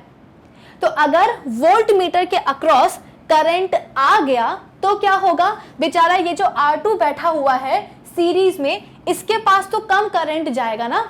हम क्या बोलते हैं कि सीरीज कॉम्बिनेशन में करंट का डिस्ट्रीब्यूशन नहीं होता है। यहाँ पे तो अभी मैंने दो ही रेजिस्टर्स लगाए हैं, दो क्या आप 3 4 5 6 कितने भी लगा लो, और हर एक रेजिस्टर के अक्रॉस सेम अमाउंट का करंट फ्लो होता है। जितना सर्किट में करंट फ्लो होता है उतना ही करंट हर एक रेजिस्टर के अक्रॉस फ्लो होगा। लेकिन हुआ क्या कि जैसे ही पॉइंट सी तक करंट पहुंचा, अब करंट के पास फ्लो करने के लिए दो रास्ते हैं, या तो वो R1 के अक्रॉस चला जाए या वो हम बोलते हैं कि वोल्ट मीटर के अक्रॉस चला जाए। अब वोल्ट मीटर के अंदर अगर करंट जाएगा तो ये अच्छी बात नहीं होगी। अगर वोल्ट मीटर के अलोंग चला गया करंट तो बेचारा ये जो R2 है इसके अक्रॉस तो कम करंट जाएगा, तो यहाँ पे गड़बड़ हो जाएगी। इसीलिए हम क्या करते हैं, वोल्ट मीटर को कुछ ऐसा बनाते हैं कि ये हाई रेजिस्टेंस ऑफर करे। अगर करंट सोचे भी वोल्ट मीटर के पास जाने की तो वोल्ट मीटर करंट को अपने आप से पास ही ना होने दे। तो अगर वोल्ट मीटर में करंट पास ही नहीं होगा तो करंट बेचारा जो है ना वोल्ट मीटर में जाएगा ही क्यों, भाई करंट को तो नुकसान हो जाएगा ना वोल्ट मीटर में जाकर के। क्यों? क्योंकि वोल्ट मीटर उसे जाने ही नहीं दे रहा ना, आगे बढ़ा ही नहीं पाएगा आगे। तो क्या होगा, झक मार करके हमारा जो करंट है वो अपने रेजिस्टर R1 के अक्रॉस ही जाएगा, फिर वहां से निकल करके R2 में जाएगा। तो यहाँ पे मैंने आपको दो चीजें एक्सप्लेन करी है कि वोल्ट मीटर को आप हमेशा पैरेलली अटैच करते हो किसी भी कंडक्टर या किसी भी रेजिस्टर के अक्रॉस किसी भी सर्किट में।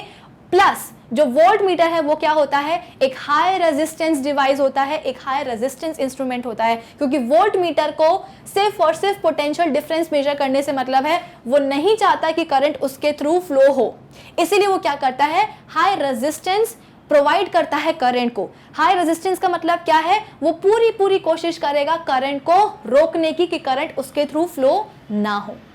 तो इस सवाल का सही जवाब क्या होना चाहिए मेरे हिसाब से, option C, a volt meter is a high resistance instrument and is connected in parallel circuit. ठीक है, तो मुझे लगता है ऑप्शन सी, या आप बोल सकते हो कि क्वेश्चन नंबर 8 सभी को समझ में आ गया होगा। चलो अब हम बात करते हैं अपने नेक्स्ट क्वेश्चन की। नेक्स्ट क्वेश्चन क्या है, a battery of 12 volt is connected in series with resistors of 0.2 ohms, 0.3 ohms, 0.4 ohms, 0.5 ohms and 12 ohms. How much current would flow through the 0.3 ohms resistor? एक काम करते हैं ना, क्या बोला गया है, सर्किट को हम ड्रॉ कर ही लेते हैं। एक बैटरी लगाई गई है, बैटरी कितनी वोल्ट की है, 12 वोल्ट की है। ये लो जी, ये लगा दी हमने 12 वोल्ट की बैटरी। अब इस 12 वोल्ट की बैटरी को कनेक्ट किया गया है किसके साथ, इन सीरीज विद रेजिस्टर्स। अब कितने सारे रेजिस्टर्स लगा करके रखे हैं, 1 2 3 4 5 रेजिस्टर्स लगा के रखे हैं, और पांचों के पांचों कैसे हैं, आपस में सीरीज में कनेक्टेड हैं। तो सबसे पहले ये हो गया 1, ये हो गया 2, ये हो गया 3, ये हो गया 4 और ये हो गया 5। तो यहाँ पे हमने 5 रेजिस्टर्स लगा दिए हैं। पहले वाले का रेजिस्टेंस कितना है, 0.2 ओम्स, दूसरे वाले का कितना है, 0.3 है, चौथे वाले का कितना है, 0.4, फिफ्थ वाले का कितना है, 0.5 और लास्ट वाले का कितना है, 12 ओम्स है।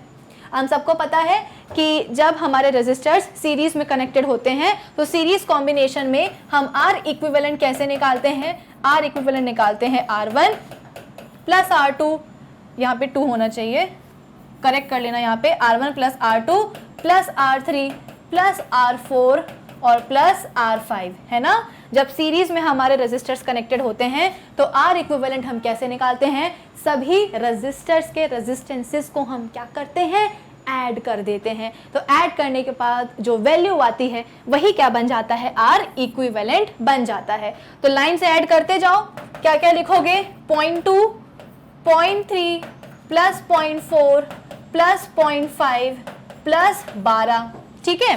तो 0.3 0.2 कितना हो जाएगा, 0.5, ये 0.5 ऐड होगा किसके साथ, ये वाले 0.5 के साथ, तो कितना हो जाएगा 0.5 प्लस 0.5 मतलब 1, ठीक है। ये 1 ऐड हो जाएगा किसके साथ, 12 के साथ, तो कितना हो जाएगा 13, 13 प्लस 0.4 कितना हो जाएगा 13.4 ओम्स। तो ये क्या हो जाएगा, हमारे सर्किट का इक्विवेलेंट रेजिस्टेंस हो जाएगा। अब पूछा क्या गया है कि how much current would flow through the 0.3 ohms. अब आप बोलोगे कि मैम ये वाला क्वेश्चन तो बड़ा आसान है ना, और इस क्वेश्चन को सॉल्व करने के लिए हमें R इक्विवेलेंट निकालने की जरूरत ही नहीं है। क्यों जरूरत नहीं है, क्योंकि हमसे इस वाले रेजिस्टर के अक्रॉस, जिसका रेजिस्टेंस कितना है 0.3 ओम्स है, इस रेजिस्टर के अक्रॉस कितना करंट फ्लो हो रहा है यही तो पता करना है ना। तो कोई दिक्कत की बात नहीं है, हमको ओम्स लॉ का फॉर्मूला पता है। ओम्स लॉ का फॉर्मूला क्या होता है, V is equal to I into R। भाई अभी अभी हमने क्या पढ़ा था कि V is directly proportional to I। तो जब इस प्रोपोर्शनलिटी साइन को जब हम हटा देते हैं तो क्या आ जाता है, V is equal to I into R आ जाता है, ठीक है। तो हमको पता है कि कितने वोल्टेज की बैटरी लगा करके रखी है, 12 वोल्ट की बैटरी लगा करके रखी है, तो V की जगह हमने क्या लिख दिया, 12 लिख दिया। करंट कितना फ्लो हो रहा है ये तो हमको कैलकुलेट करना ही है। रेजिस्टेंस कितना दिया गया है, रेजिस्टेंस यहाँ पे दिया गया है 0.3 ओम्स का। तो क्या करेंगे, I is equal to 12 upon 0.3 कर देंगे, डेसिमल गया, ऊपर आ गया कितना 0, ठीक है। फिर क्या होगा, 3/4 का कितना होता है, 12 होता है। तो मैम करंट कितना आ गया 40 एम्पियर, यानी कि अपने 0.3 ओम्स के रेजिस्टर के अक्रॉस कितना करंट जा रहा है, 40 एम्पियर जा रहा है। लेकिन जब हम ऑप्शंस देखेंगे तो ऑप्शंस में हमको दूर दूर तक कोई ऐसा आंसर नजर आएगा ही नहीं। क्यों नहीं आएगा, क्योंकि ये तरीका बिल्कुल भी सही नहीं है, ये गलत तरीका है। क्यों, माना मैंने कि आपको जिस रेजिस्टर के अक्रॉस करंट पूछा गया है उसका रेजिस्टेंस पता है, लेकिन आप यहाँ पे V की जगह 12 नहीं रख सकते। क्यों नहीं रख सकते, क्योंकि यहाँ पे सभी के सभी रेजिस्टर्स कैसे कनेक्टेड हैं, सीरीज में कनेक्टेड हैं। और सीरीज कनेक्शन में क्या होता है, वोल्टेज का डिस्ट्रीब्यूशन होता है। भाई ये जो आपने 12 वोल्ट की बैटरी लगा के रखी है, तो ये जो 12 वोल्ट का पोटेंशियल है ना, ये कहाँ है, तो ये पूरे के पूरे सर्किट के अक्रॉस 12 वोल्ट का पोटेंशियल है। समझ रहे हो आप इस चीज को, पूरे के पूरे सर्किट के अक्रॉस पोटेंशियल डिफरेंस कितना है, वो है 12 वोल्ट का। लेकिन अगर आप इंडिविजुअल रेजिस्टर की बात करोगे ना, तो हर एक रेजिस्टर के अक्रॉस जो पोटेंशियल है ना वो अलग अलग होगा। यहाँ पे पोटेंशियल का, इलेक्ट्रिक पोटेंशियल का डिस्ट्रीब्यूशन होता है। अगर आप बोल रहे हो कि V अमाउंट का पोटेंशियल डिफरेंस है पूरे सर्किट के अक्रॉस, तो हर एक रेजिस्टर के अक्रॉस कितना वोल्टेज ड्रॉप होगा? तो हो सकता है इसके अक्रॉस V1 हो, इसके अक्रॉस V2 हो, उसके अक्रॉस V3 हो, इसके अक्रॉस V4 हो और इसके अक्रॉस V5 हो। तो जब आप V1, V2, V3, V4, V5 को ऐड करोगे ना, तो वो किसके बराबर आएगा? 12 के बराबर, यानी कि V के बराबर। तो पूरे सर्किट के अक्रॉस पोटेंशियल डिफरेंस कितना है? 12 वोल्ट का है, लेकिन हर एक रेजिस्टर के अक्रॉस, इंडिविजुअल रेजिस्टर के अक्रॉस क्या होगा? पोटेंशियल डिस्ट्रीब्यूट होगा। तो 3 ओम्स के रेजिस्टर के अक्रॉस कितना पोटेंशियल है, ये आपको कैसे पता? आप 12 नहीं लिख सकते हो यहाँ पे। इसका मतलब क्या कि ये जो तरीका होगा हमारा, ये बिल्कुल भी सही नहीं है, ये बिल्कुल गलत है। तो अब सवाल ये है कि मैम फिर क्या करें? कोई बात नहीं ना, वोल्टेज का डिस्ट्रीब्यूशन हो रहा है, लेकिन करंट का तो डिस्ट्रीब्यूशन नहीं होता ना। करंट तो क्या होता है? अगर I अमाउंट का करंट फ्लो हो रहा है हमारे सर्किट में, तो यही I अमाउंट का करंट इसके अक्रॉस भी जाएगा, इसके अक्रॉस भी जाएगा, इसके अक्रॉस भी, इसके अक्रॉस भी और इसके अक्रॉस भी। तो करंट का तो डिस्ट्रीब्यूशन नहीं हो रहा है ना। तो एक काम करो ना, पूरे सर्किट में करंट कितना फ्लो हो रहा है वो निकालो। वो कैसे निकालोगे? वो भी आसान है। दोबारा से आप क्या करोगे? ओम्स लॉ का ही जो फॉर्मूला है उसी को आप यूज करोगे, लेकिन इस बार आप अलग तरीके से करोगे। कैसे करोगे? आपको ओवरऑल सर्किट में, पूरे सर्किट में करंट फ्लो निकालना है। तो उसके लिए आप क्या करोगे? पूरे सर्किट में वोल्टेज का डिस्ट्रीब्यूशन कितना है, यहां पे आप लिखोगे 12, ठीक है। तो अब क्या लिखोगे? आप V की जगह 12 लिखोगे, इज इक्वल्स टू करंट तो आपको निकालना ही है। अब बारी आती है रेजिस्टेंस की। तो यहां पे कौन सा रेजिस्टेंस लिखोगे? यहां पे आप लिखोगे इक्विवेलेंट रेजिस्टेंस। क्यों? क्योंकि आप करंट निकाल रहे हो पूरे के पूरे सर्किट के अक्रॉस, कि पूरे सर्किट में करंट कितना फ्लो हो रहा है। तो R की जगह पे आप क्या लिखोगे? R इक्विवेलेंट यानी कि 13.4 लिखोगे। तो 12 is equal to I into 13.4। तो I कैसे निकालोगे? I is equal to 12 divided by 13.4। जब आप इसको फर्दर सॉल्व करोगे तो आपका आंसर 0.895 करके कुछ आएगा, अलॉन्ग विद इट्स यूनिट, जो कि है कितनी? एम्पियर। ठीक है। तो आई होप ये वाला क्वेश्चन सभी बच्चों को समझ में आया होगा कि कैसे इस क्वेश्चन को हमने सॉल्व किया है। कोई बात नहीं, अगर वोल्टेज का डिस्ट्रीब्यूशन हो रहा है तो होने दो, लेकिन करंट का डिस्ट्रीब्यूशन तो नहीं हो रहा है ना। तो सही इसका सोल्यूशन क्या है वो मैंने आपको लिख दिया। सबसे पहले आप R इक्विवेलेंट निकालोगे, फिर इसके बाद में ओम्स लॉ के फॉर्मूले को यूज करके आप कितना निकालोगे? करंट निकालोगे 0.895 एम्पियर। और यही करंट इसके अक्रॉस भी जाएगा, इसके अक्रॉस भी, इसके अक्रॉस भी, इसके अक्रॉस भी और इसके अक्रॉस भी। सॉर्टेड? ये मत करना। फाइन। चलो अब हम बात करते हैं अपने नेक्स्ट क्वेश्चन की। नेक्स्ट क्वेश्चन क्या है? On which of the given resistance does not depend. अब जितने भी ये नॉट, डज नॉट वाले क्वेश्चन आते हैं ना, इनमें आपको क्या करना चाहिए? सबसे पहले तो जाकर के ये जो डज नॉट वर्ड है ना, उस पे जाकर के एक सबसे बड़ा गोला मार देना चाहिए।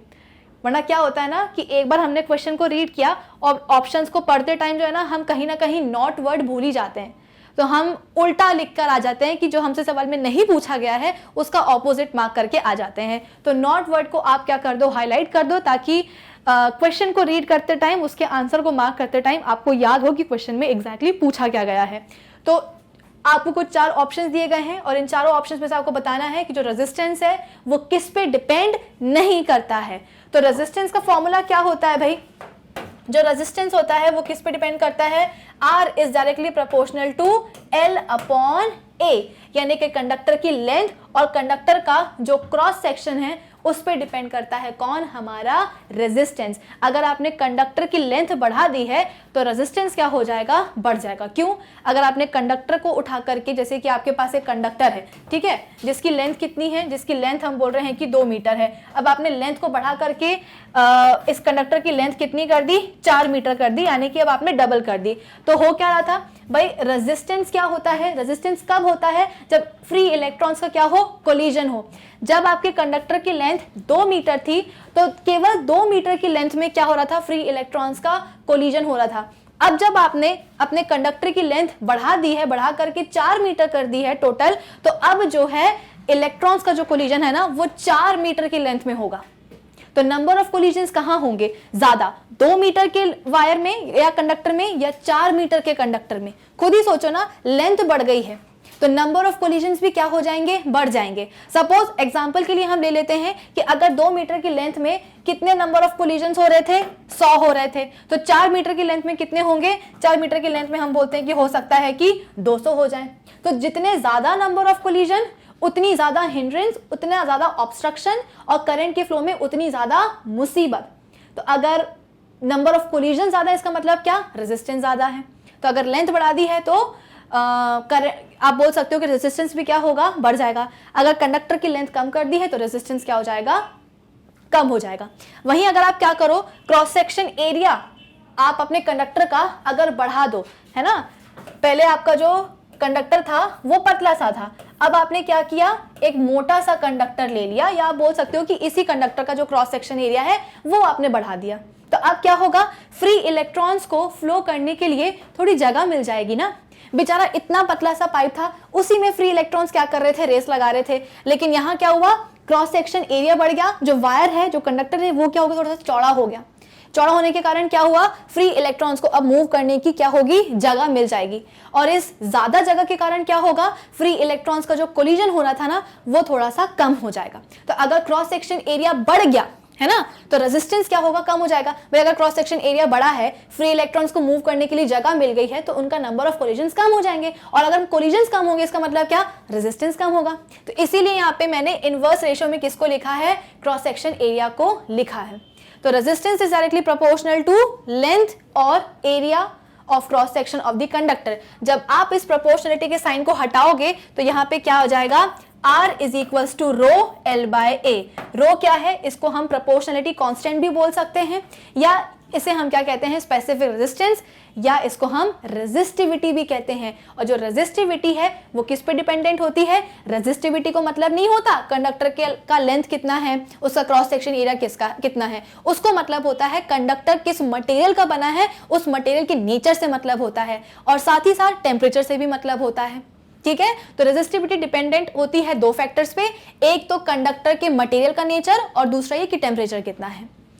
कंडक्टर्स में अगर आपने टेम्परेचर बढ़ाया है तो रेजिस्टिविटी क्या हो जाएगी, इंक्रीज हो जाएगी। ठीक है, चलो, तो यहां पे हमने क्या बोला कि on which of the given resistance does not depend. तो लेंथ ऑफ द कंडक्टर तो मैंने आपको अभी अभी बताया। फिर इसके बाद में एरिया ऑफ क्रॉस सेक्शन, इस पे भी हमारा रेजिस्टेंस डिपेंडेंट होता है। क्या टेम्परेचर पे रेजिस्टेंस डिपेंडेंट होता है, बिल्कुल होता है। हो क्या रहा है आप खुद ही सोचो, मैंने आपको क्या बताया रेजिस्टेंस में, रेजिस्टेंस क्या होता है, जब फ्री इलेक्ट्रॉन्स क्या करें, मूव करते करते कंडक्टर के अंदर कोलाइड करें। किसके साथ कोलाइड करें, कभी दूसरे फ्री इलेक्ट्रॉन्स के साथ, कभी कंडक्टर के एटम्स के साथ, या कभी कंडक्टर के अंदर जो इंप्योरिटीज प्रेजेंट होती हैं उन इंप्योरिटीज के साथ। अब हुआ क्या, आपने जो है ना टेम्परेचर बढ़ा दिया। अब कंडक्टर, भाई कंडक्टर भी किसी ना किसी मेटल का तो बना ही होगा, मेटल के पास क्या होते हैं, एटम्स होते हैं। ठीक है, तो अब हुआ क्या, आपने कंडक्टर के अक्रॉस टेम्परेचर जो है ना वो बढ़ा दिया, तो कंडक्टर के अंदर जो एटम्स प्रेजेंट होंगे वो एटम्स क्या होते हैं, एक दूसरे का हाथ पकड़ करके खड़े रहते हैं। अब जैसे ही आपने कंडक्टर के अक्रॉस टेम्परेचर बढ़ाया या कंडक्टर का टेम्परेचर बढ़ाया, तो कंडक्टर के जो एटम्स होते हैं ना वो उस टेम्परेचर को, उस हीट को क्या करते हैं, अब्सॉर्ब करते हैं। और उस टेम्परेचर को, उस हीट को अब्सॉर्ब करने के कारण क्या होता है, कंडक्टर के एटम्स की जो काइनेटिक एनर्जी है वो क्या हो जाती है, इंक्रीज हो जाती है। और काइनेटिक एनर्जी के इंक्रीज होने के कारण क्या होता है, कंडक्टर के एटम्स अपनी ही जगह पे क्या करने लगते हैं, वाइब्रेट करने लगते हैं। भाई एटम्स, कंडक्टर के अंदर जितने भी एटम्स हैं वो सभी एक दूसरे का हाथ पकड़ के खड़े हुए हैं, यानी कि एक दूसरे के साथ बॉन्डेड है। तो जाहिर सी बात है एटम्स कंडक्टर के अंदर फ्लो नहीं करेंगे, वो तो अपनी ही जगह पे रहेंगे। लेकिन होगा क्या, अगर आपने टेम्परेचर बढ़ा दिया तो हीट अब्सॉर्ब कर लेंगे एटम्स कंडक्टर के, और उस इंक्रीज हीट के कारण उनकी काइनेटिक एनर्जी इंक्रीज हो जाएगी, जिसके कारण एटम्स अपनी जगह से तो नहीं हिल पाएंगे, लेकिन अपनी ही जगह पे क्या करने लगेंगे, वो वाइब्रेट करने लगेंगे। अब क्या होगा, वैसे भी इलेक्ट्रॉन्स जब कंडक्टर के अंदर फ्लो कर रहे थे तो एटम के साथ कोलिजन कर ही रहे थे। अब क्या हुआ, एटम्स अपनी ही जगह पे क्या होने लगे, वाइब्रेट होने लगे, यानी कि उचकने लगे। अब बेचारे, जैसे ये फ्री इलेक्ट्रॉन है, ये फ्री इलेक्ट्रॉन आ रहा है, ये जैसे यहां पहुंचेगा ये टकरा जाएगा किसके साथ, एटम के साथ। ठीक है, ये तो केवल एक एटम उचक रहा है, जितने भी एटम्स होते हैं ना वो सभी के सभी उचकने लगते हैं अपनी जगह पे। क्यों, क्योंकि सभी की काइनेटिक एनर्जी बढ़ जाती है। तो अब फ्री इलेक्ट्रॉन्स का फ्लो करना और मुश्किल हो जाएगा। पहले भी इजी नहीं था, ऊपर से एटम्स और कूदने लगे तो और मुश्किल हो जाएगा। क्यों? क्योंकि अब एटम्स भी उचक रहे हैं, जिसके कारण फ्री इलेक्ट्रॉन्स क्या करेंगे, और ज्यादा कोलिजन शो करेंगे, और जितना ज्यादा कोलिजन उतना ज्यादा रेजिस्टेंस। तो टेम्परेचर अगर बढ़ा दिया है तो नंबर ऑफ कोलिजन इंक्रीज हो जाएंगे, जिसके कारण रेजिस्टेंस क्या हो जाएगा, इंक्रीज हो जाएगा। तो यस, जो रेजिस्टेंस है वो आप बोल सकते हो कि टेम्परेचर पर भी डिपेंडेंट होता है। तो cross section area, length of the conductor और टेम्परेचर, इन तीनों फैक्टर्स पर डिपेंडेंट होता है कौन, रेजिस्टेंस। डेंसिटी, इससे कोई मतलब नहीं होता। तो हमसे सवाल में यही तो पूछा गया था कि कौन सा ऐसा फैक्टर है जिसके ऊपर रेजिस्टेंस डिपेंडेंट नहीं होता है। तो यह answer should be option D, density. ठीक है, चलो अब हम बात करते हैं अपने नेक्स्ट क्वेश्चन की। If length of a conductor and its radius is increased twice, how the resistance will change. अगर आपने क्या किया है, कंडक्टर की लेंथ बढ़ा दी है। चलो एक काम करते हैं, इनिशियली हमारे कंडक्टर का आप बोल सकते हो कि रेजिस्टेंस कितना था, R is equals to rho L upon A था। ठीक है, ये क्या है, ये हम बोलते हैं कि इनिशियल रेजिस्टेंस था। कब था, जब कंडक्टर की लेंथ L थी और जब क्रॉस सेक्शन एरिया कितना था, A था। अब हमने क्या किया है, कंडक्टर की जो लेंथ है और उसका जो रेडियस है उसको हमने क्या करा, डबल कर दिया है ना, इंक्रीज कर दिया। कितना, ट्वाइस, यानी कि लेंथ को भी डबल कर दिया और रेडियस को भी डबल कर दिया। इस एरिया को मैं और क्या लिख सकती हूं, रो L अपॉन पाई R स्क्वायर, है ना। एरिया को मैं क्या लिख सकती हूं, पाई R स्क्वायर से भी लिख सकती हूं। अब हम क्या करेंगे, अब हम कैलकुलेट करेंगे न्यू रेजिस्टेंस। कब, जब हमने लेंथ और एरिया अपने कंडक्टर का क्या कर दिया है, डबल कर दिया है। तो new resistance R dash will be equals to, यहां पे हम लिख देंगे रो, यहां पे हम बोल रहे हैं कि लेंथ ऑलरेडी क्या हो चुकी है, डबल हो चुकी है। पहले L थी तो अब कितनी हो जाएगी, 2L हो जाएगी। फिर इसके बाद में डिवाइडेड बाय पाई, तो वैसा का वैसा लिखा रहेगा। रेडियस हम बोल रहे हैं कि डबल हो रहा है, तो ये कितना हो जाएगा, पाई 2R स्क्वायर हो जाएगा। कुछ बच्चे यहाँ पे ब्लंडर मिस्टेक कर देते हैं। बच्चे क्या करते हैं कि अच्छा रेडियस का स्क्वायर बोला है ना, कर देते हैं, उसमें कौन सी बड़ी बात है। तो पाई 2R स्क्वायर कर देंगे। वो केवल R के ऊपर स्क्वायर लगाते हैं, केवल R के ऊपर नहीं लगाना है, पूरे के पूरे 2R के ऊपर स्क्वायर लगाना है। पहले रेडियस R था, अब कितना हो गया है, 2R हो गया है। तो अब आप पूरे के पूरे 2R के ऊपर क्या करोगे, स्क्वायर लगाओगे। तो इसको जब आप सॉल्व करोगे फर्दर तो कितना आ जाएगा, इस 2 को मैं रो के बगल में लिख रही हूं, ठीक है। तो 2 रो L, कुछ नहीं किया है, 2 को मैंने रो के बगल में लिख दिया है। तो 2 rho L divided by 2 to the कितना होता है, 4 होता है ना भाई। 2 का जब आप स्क्वायर करोगे तो कितना आएगा, 4 आएगा ना। तो ये कितना हो जाएगा, 4 पाई R स्क्वायर। 2 का स्क्वायर 4 और R का स्क्वायर R स्क्वायर। तो यहाँ पे कितना हो जाएगा, 2 बाय 4, है ना। 2 रो L डिवाइडेड बाय 4 पाई R स्क्वायर। क्या यहाँ से कुछ कट सकता है, बिल्कुल कट सकता है। 2 1 जा 2, है ना।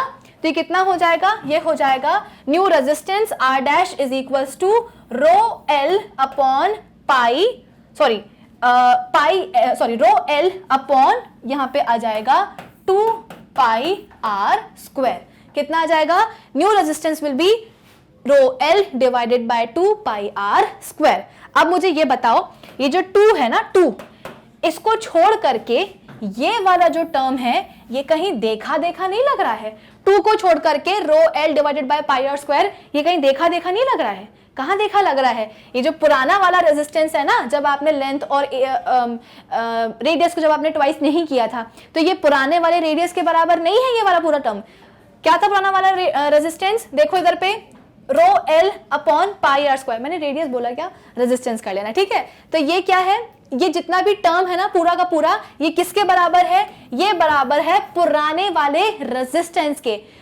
पुराना वाला कौन सा, जब आपने अपने जो भी आपके पास कंडक्टर है उसकी लेंथ और उसके रेडियस को इंक्रीज नहीं किया था, ट्वाइस नहीं किया था, वो वाला रेजिस्टेंस कितना था, रो L divided by pi R square. तो एक काम करते हैं ना, इस पूरे टर्म की जगह पे हम क्या लिख देते हैं, R लिख देते हैं। तो ये कितना हो जाएगा शॉर्ट में, R dash is equals to R upon 2, यानी कि जो नया वाला रेजिस्टेंस है वो क्या होगा, पुराने वाले रेजिस्टेंस का आधा हो जाएगा। कब आधा हो जाएगा, जब आप अपने कंडक्टर की लेंथ डबल कर दोगे, साथ ही साथ रेडियस को भी आप क्या करोगे, डबल करोगे। तो इस सवाल का सही जवाब क्या होना चाहिए, रेजिस्टेंस विल बिकम हाफ।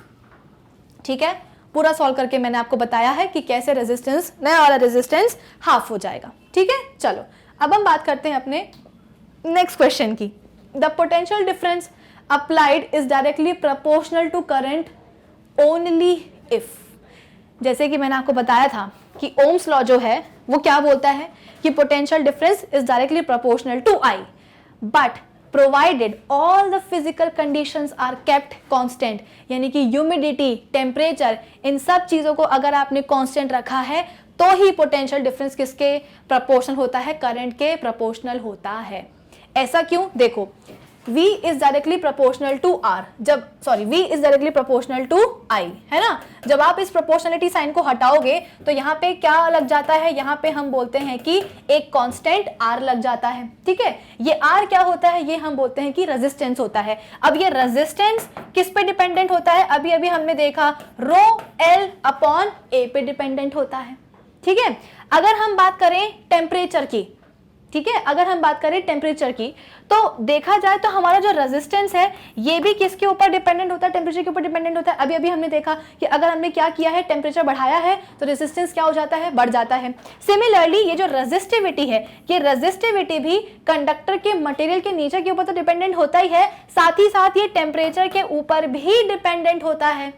तो जब तक आप बोल सकते हो कि टेम्परेचर को कांस्टेंट रखा है, भाई आपके पास जो भी कंडक्टर है, ना ही आप उस कंडक्टर का मटेरियल बदल रहे हो, ना ही आप उसके लेंथ को बदल रहे हो, ना ही आप उसके क्रॉस सेक्शन एरिया को बदल रहे हो, ठीक है। जो रेजिस्टेंस है वो length, cross section area conductor की डिपेंड करता है। तो आप अपने कंडक्टर का ना लेंथ बदल रहे हो, ना उसका क्रॉस सेक्शन एरिया बदल रहे हो, और ना ही आप क्या कर रहे हो, कंडक्टर का जो मटेरियल है उसको बदल रहे हो। अगर आपके पास कॉपर का कंडक्टर है तो आप हमेशा कॉपर का कंडक्टर ही लोगे, है ना। ऐसा नहीं कि हर मिनट आप क्या कर रहे हो, कभी सिल्वर का ले रहे हो, कभी गोल्ड का ले रहे हो, कभी किसी एल्यूमिनियम का ले रहे हो। कंडक्टर का जो एक बार आपने मटेरियल लिया है आप उसी को लोगे। तो ना आप एल बदल रहे हो, ना आप ए बदल रहे हो, और ना ही आप क्या कर रहे हो, कंडक्टर का मटेरियल बदल रहे हो। तो होगा क्या, आर और रो क्या रहेंगे, कांस्टेंट रहेंगे। कब, जब आप टेम्परेचर भी ना बदलो, ठीक है। तो अगर आप टेम्परेचर भी नहीं बदलोगे तो क्या होगा, ये R पूरे की पूरी तरह से क्या हो जाएगा, कांस्टेंट हो जाएगा। और जब R कांस्टेंट होगा तो हम बोलते हैं कि V डायरेक्टली प्रोपोर्शनल हो जाएगा किसके साथ, I के साथ। और अगर आपने टेम्परेचर को क्या किया है, वेरी किया है, तो क्या होगा, रेजिस्टेंस गड़बड़ हो जाएगा, रेजिस्टिविटी गड़बड़ हो जाएगी, क्योंकि रेजिस्टिविटी भी किस पे डिपेंडेंट होती है, टेम्परेचर पे होती है dependent. Along with the nature of material of the conductor, temperature के ऊपर भी ये डिपेंडेंट होती है। तो अगर टेम्परेचर बढ़ाया या टेम्परेचर को अगर आपने चेंज किया तो R चेंज होगा, रेजिस्टिविटी चेंज होगी, और R के चेंज होने से क्या होगा, ये जो रिलेशन बन रहा है ना V और I के बीच में, ये गड़बड़ हो जाएगा। तो ओम्स लॉ तभी वैलिड होता है जब आप टेम्परेचर को क्या करो, कांस्टेंट करो। तो इस सवाल में क्या पूछा गया है, potential difference applied is directly proportional to current only if, जब टेम्परेचर को आप क्या रखो, कांस्टेंट रखो। तो इस सवाल का सही जवाब क्या होना चाहिए, ऑप्शन डी। ऑप्शन ए में बोला जा रहा है कि हमेशा ही पोटेंशियल डिफरेंस प्रोपोर्शनल होता है करंट के। ऑप्शन बी बोल रहा है कि कभी भी पोटेंशियल डिफरेंस आई के प्रोपोर्शनल नहीं होता है। ऑप्शन सी बोल रहा है कि कभी कभी पोटेंशियल डिफरेंस करंट के प्रोपोर्शनल हो जाता है। और ऑप्शन डी बोल रहा है कि जब टेम्परेचर कांस्टेंट होता है। तो कब होगा, जब आपका टेम्परेचर यानी कि फिजिकल कंडीशन क्या हो, कांस्टेंट रखी गई हो। सॉर्टेड। चलो, इसी के कारण तो जब हम V और I के बीच में ग्राफ बनाते हैं तो हमको एक स्ट्रेट लाइन ग्राफ मिलता है, ठीक है। चलो, नेक्स्ट क्वेश्चन क्या है, इक्विपमेंट नहीं, यहाँ पे इक्विवेलेंट आना चाहिए, इसको आप करेक्ट कर लेना, ठीक है। यहाँ पे आप लिख देना equivalent resistance of 4 ohms resistances in parallel, यानी कि आपके पास 4 रेजिस्टर्स हैं और उन चारों की चारों रेजिस्टर्स का रेजिस्टेंस कितना है, यानी कि हर एक रेजिस्टर का रेजिस्टेंस कितना है, 4 ओम्स का है, ठीक है। और टोटल आपके पास कितने हैं, 4 हैं। तो इस पूरे सर्किट का आपको इक्विवेलेंट रेजिस्टेंस निकालना है। एक और चीज दी गई है कि सभी के सभी जो रेजिस्टर्स हैं वो कैसे कनेक्टेड हैं, पैरेलली कनेक्टेड हैं। अब याद करो, मैंने आपको 2 फॉर्मूलाज बताए थे कि अगर आपके पास जितने भी रेजिस्टर्स हैं, अगर वो सबके सब सेम रेजिस्टेंस के हैं और अगर वो सीरीज में कनेक्टेड हैं, ठीक है, आपके पास सपोज 5 हो या 6 हो या 7 आपके पास रेजिस्टर्स हो और सभी का रेजिस्टेंस कैसा हो, बराबर हो, तो और सभी के सभी कैसे कनेक्टेड हो, सीरीज में कनेक्टेड हो, तो आप R इक्विवेलेंट कैसे निकालोगे, N × में R कर दोगे। N क्या होगा, नंबर ऑफ रेजिस्टर्स जो आपके पास हैं, और R क्या होगा, रेजिस्टर का रेजिस्टेंस, ठीक है। ये फॉर्मूला चेंज हो जाता है और चेंज होकर के क्या बन जाता है, R अपॉन n।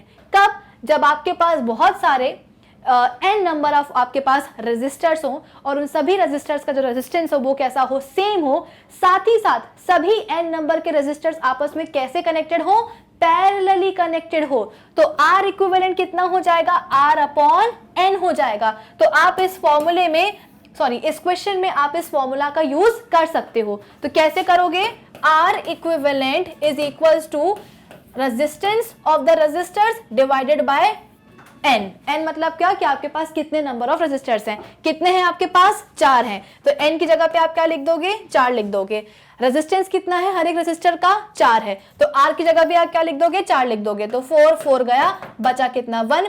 तो आपके इंड या बोल सकते हो क्या कि पूरा जो सर्किट है उसका R इक्विवेलेंट कितना निकल करके आ जाएगा, 1 ओम्स आ जाएगा।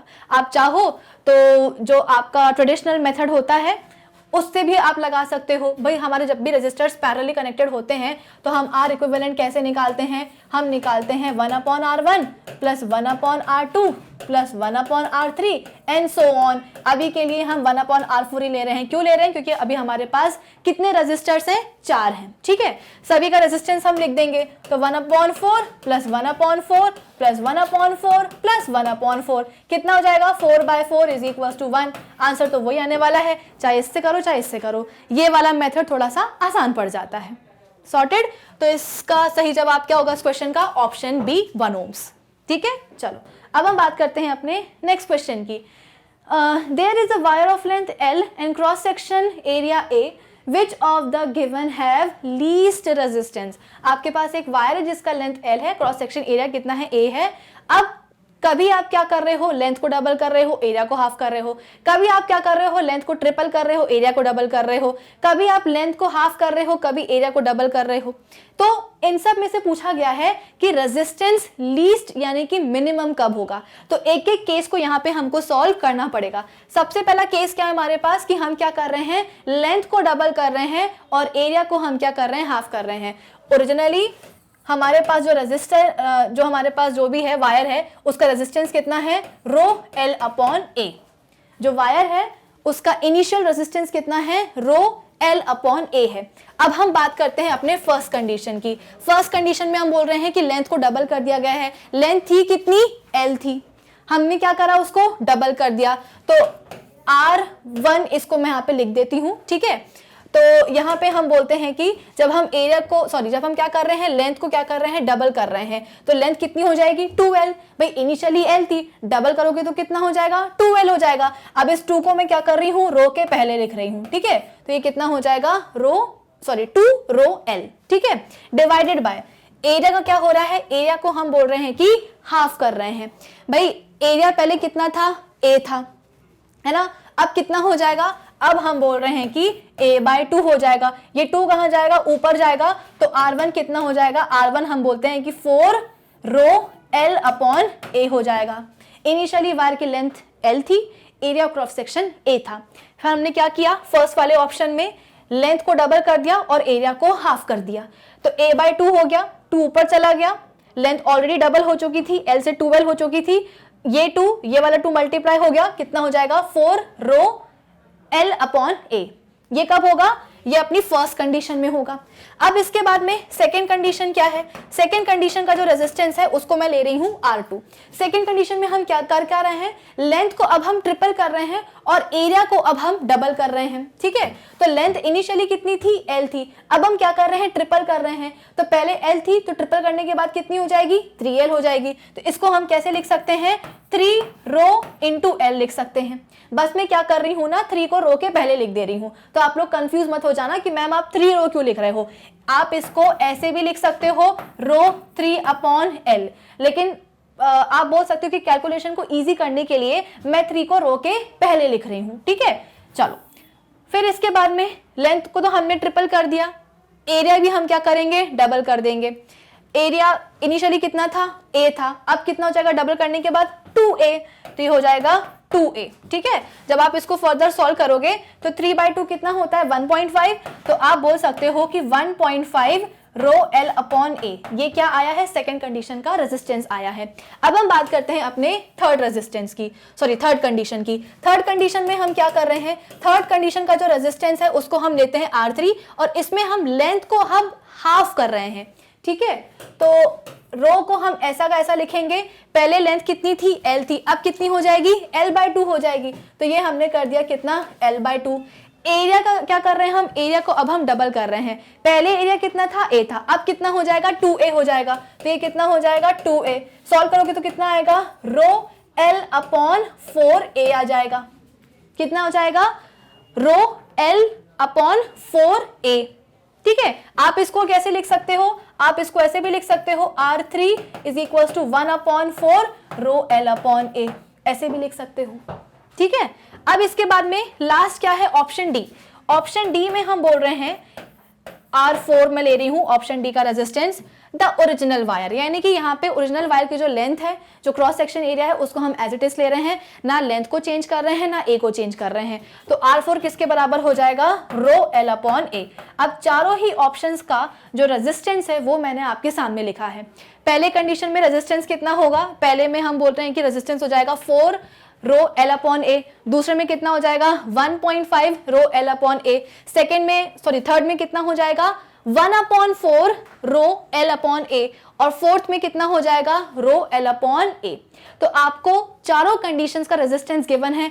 अब आपको बताना है कि कौन सी कंडीशन में रेजिस्टेंस क्या होगा, मिनिमम होगा, ठीक है। तो मेरे हिसाब से तो जो ऑप्शन 3 है, जो ऑप्शन सी है, उसमें जो रेजिस्टेंस है वो क्या होगा, मिनिमम होगा।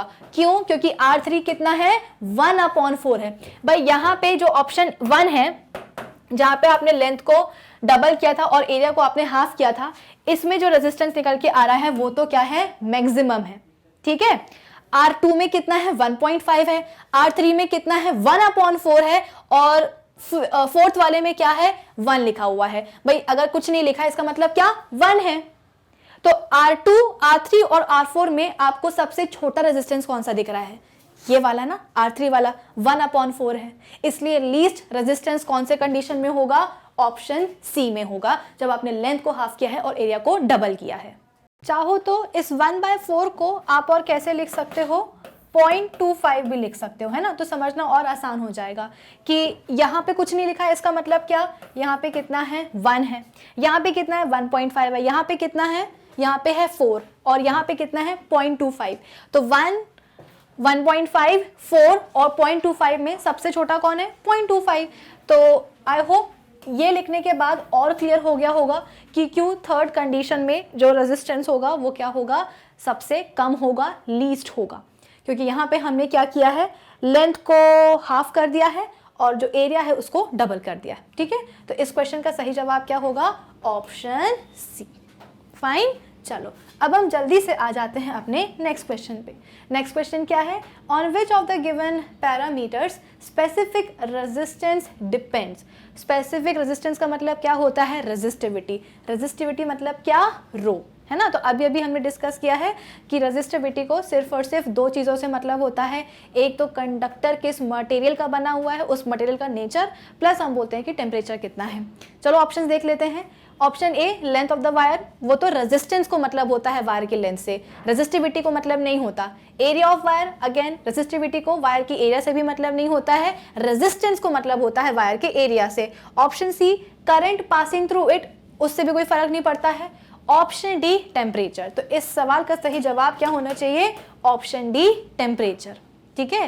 कि टेम्परेचर एक ऐसा फैक्टर है जिस पे रेजिस्टिविटी डिपेंडेंट होता है, ना सिर्फ टेम्परेचर पे बल्कि कंडक्टर किस मटेरियल का बना हुआ है उसके नेचर पे भी, ठीक है। चलो जल्दी से आ जाते हैं अपने नेक्स्ट क्वेश्चन पे।